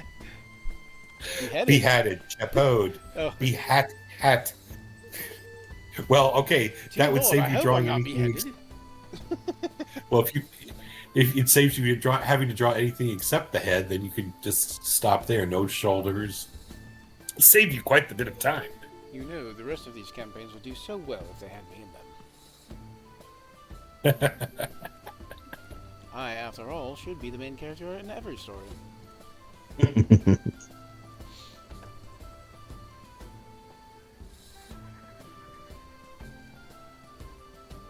Of course he's going to have a hat on. If I didn't have a hat on, I wouldn't be properly dressed, now would I? Anybody who goes out without You could is hardly not fully barge. dressed.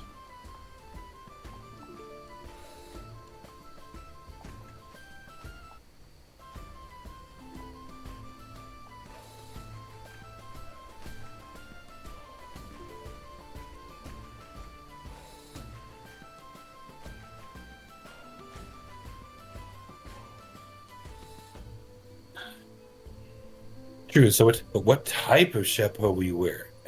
And how long will your feather be?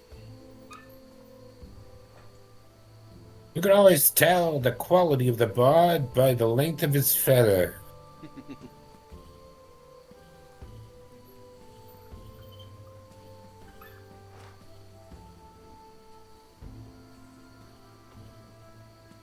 And if I remember Zaid, he doesn't have any facial hair, unless he decides to grow some in the next, 5 minutes or so.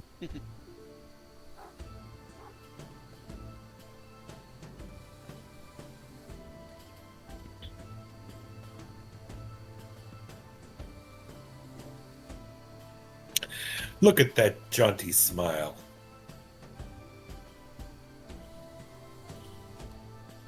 Charisma just beaming from every polished tooth.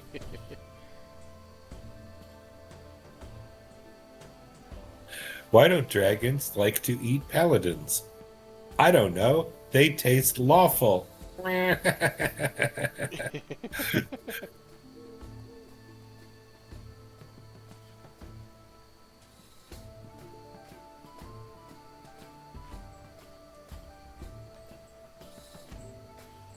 The inside's delicious once you crack open that hot outer shell. I think it's the plate that's stuck in their teeth. Man, it's the dragon's popcorn. It's like, I got that thing stuck in there.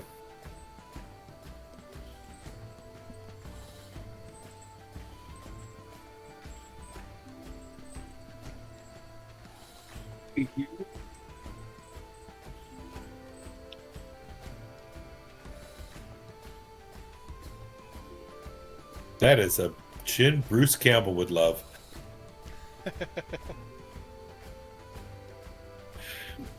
You cut cheese with that sucker. I once got depressed and thought I might just, hang myself, but then I thought, then what would I do there, just hanging there and looking all good looking, well hung? Okay, we'll get there. Besides, with a jawline like this, I'd probably cut the rope and fall on the ground, and then I'm just on the floor, all good looking and not so well hung. That's fun. I might bruise my ego. Might fall down and bruise my ego. And we can't have that. That's good. I like that. I think you play the character, but I. It's a little easier for me if I'm familiar with how I think the character should be, like. Yeah. Definitely a little bit easier. This is Zaid, all ready to pull off one of his cons. Naja, I know I'm not the smartest person in the world. That's what I have you for. See, it's important when you're well versed as I am to know which friends to use. Which friends to use?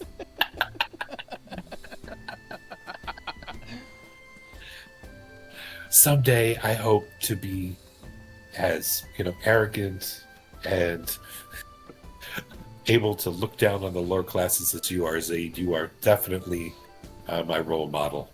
I will pray for both of you. May Bahamut's humility bless you both. What about luck? Make us lucky. Can't Bahamut bless us with luck? Still contemplating that switch to Tamora.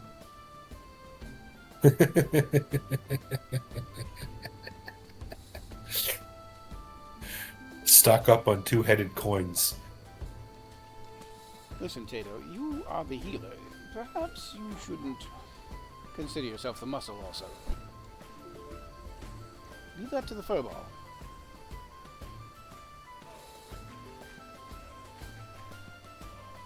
Yes, he does look quite intimidating at times. If he would just stop licking himself in public, we could deal much better. If only he'd stopped licking himself long enough to catch some rats. We would have been open days before now.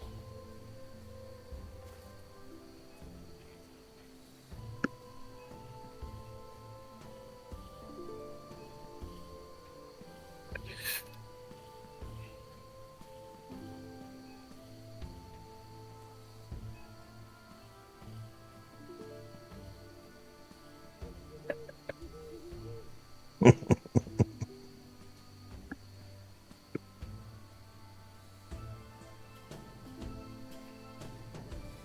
something weird going on with that eye. Gotta make it up in this eye. There you go.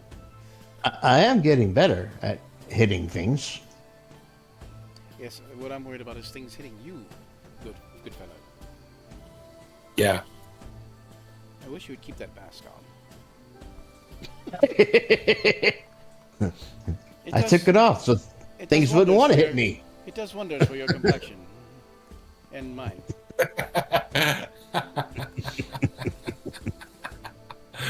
The full-colored face mask does wonders for your complexion.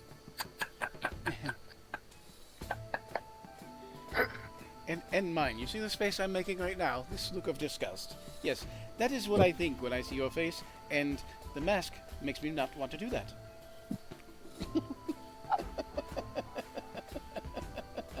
But this is a face only a mother could love. And Bahamut. And yes, and a lawful good God. Bahamut has some strange taste. Even if it is among dragonborn.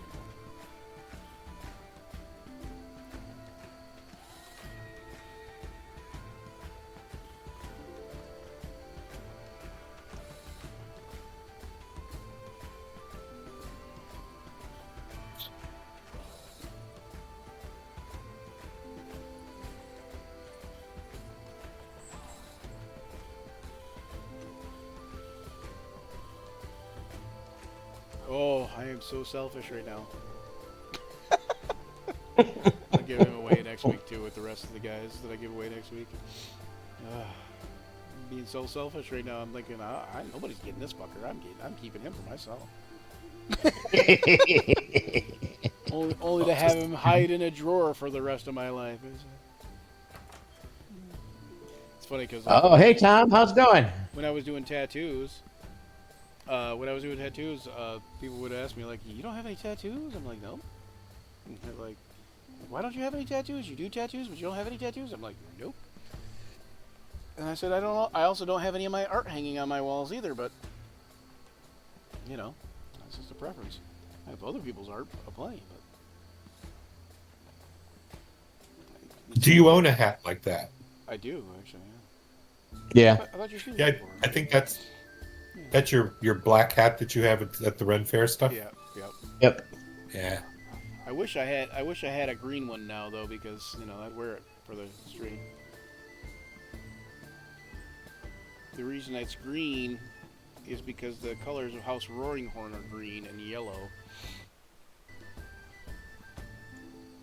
and he is And green would show up pretty well on his the real name stream. his real name is Zadian Roaringhorn. Zade Battlefire is a stage name to piss off his parents.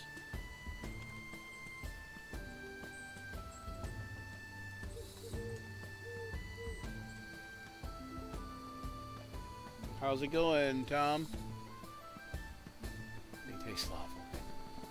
Nice. Oh, I thought you made that joke up. I didn't realize it was in there already. I thought Rich made it up. No. Just reading the text. Never meddle in the affairs of dragons without crunchy and good with ketchup.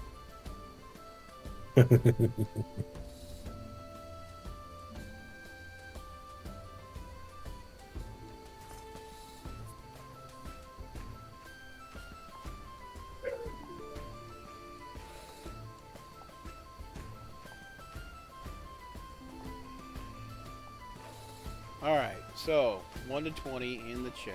We're gonna give away who? Who was next? After Bursa, it was was it Cinder? It was RJ. You did Cinder last. Oh no, it was Kioma. Kioma is next. Okay, so Yeah. Kioma 1 to 20 in the chat. If anybody wants Kioma, 1 to 20 in the chat. And we'll give one number for Perry too. I don't know if he'll want it, but I think he might. He might want it. D20. I rolled a 1 on that one, so I have 20 on Ashley's and a 1 on Perry's. All right, so D20 in the chat. Closest number to the thing gets it.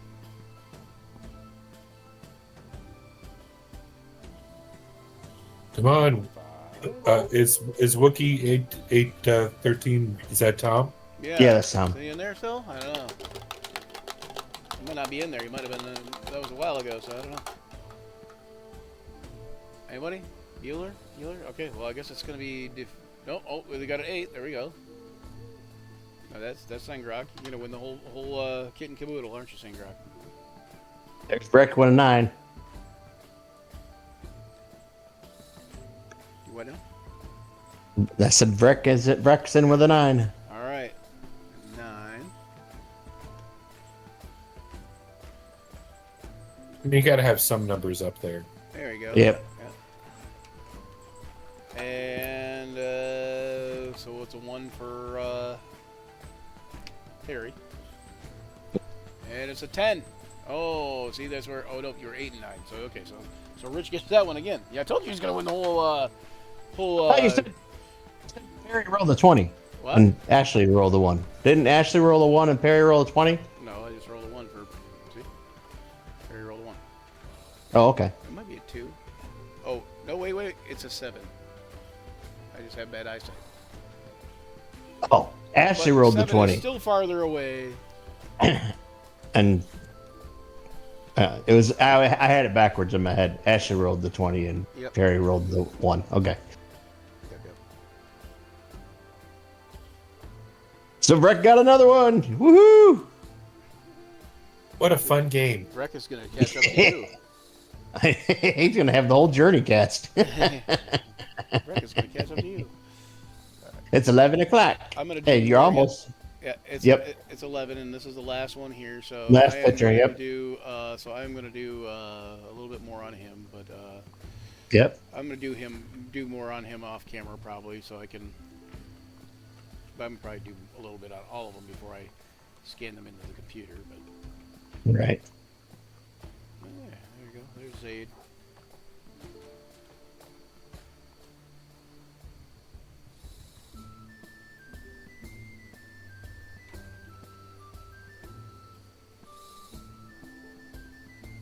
Is it 11 already? Yep. All right. All right. Yeah, we played- I haven't been paying we- attention to Facebook for a while now because there hasn't been like new people on there, so there's probably been. I don't know. I was gonna say I wondered if there was anybody in there that popped in. Like sometimes people will pop in there and say something, and I'll not catch them because whatever. But Yeah, we At any played for rate- 3 hours today, so. yeah. I'm good to go, I think. So, yeah. So, anyways, yeah. Thanks for joining us here on Action Surge, where imagination collides with the roll of dice. We've battled fearsome foes. No, we've drawn handsome allies named Zaid And Tadeo. and forge unforgettable memories together. As this session draws to a close, remember the journey never truly ends. Keep rolling those dice. Yes, I did just gloss over that. Leaving those tales. Farewell, adventurers, and don't forget to check out Action Surge 5e on all the platforms, including Twitter, Facebook, YouTube. Give us likes and subscribe, and until next time, may all your actions surge. Action Surge. All right, ending, intro, credit, outro, whatever, you know those things. Outro credits. Gather round, adventurous bold in the realm where tales unfold. The podcast of heroes, a quest divine, where imagination takes flight. Let's combine. Roll the dice, let the story begin. Monsters and magic, the battles within. From dragons to dungeons, a thrilling ride. Action Surge podcast where legends collide. Action Surge, it's time to embark on a podcast journey where dungeons spark. Venture forth with warriors true in the world of D&D. We welcome you.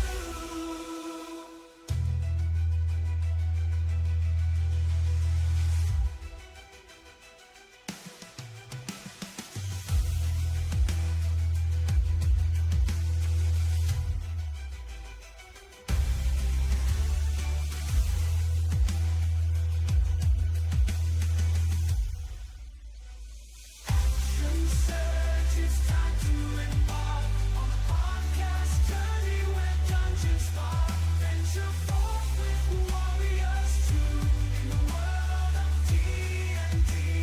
We welcome you.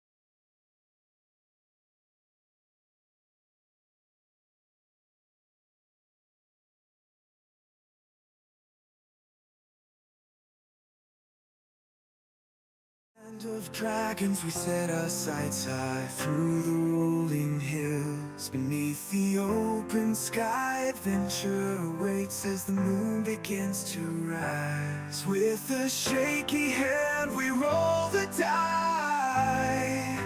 Faces painted with courage, we march as one, our swords gleaming bright, reflecting the setting sun. Through the darkest forest where shadows creep, we're bound by destiny, forever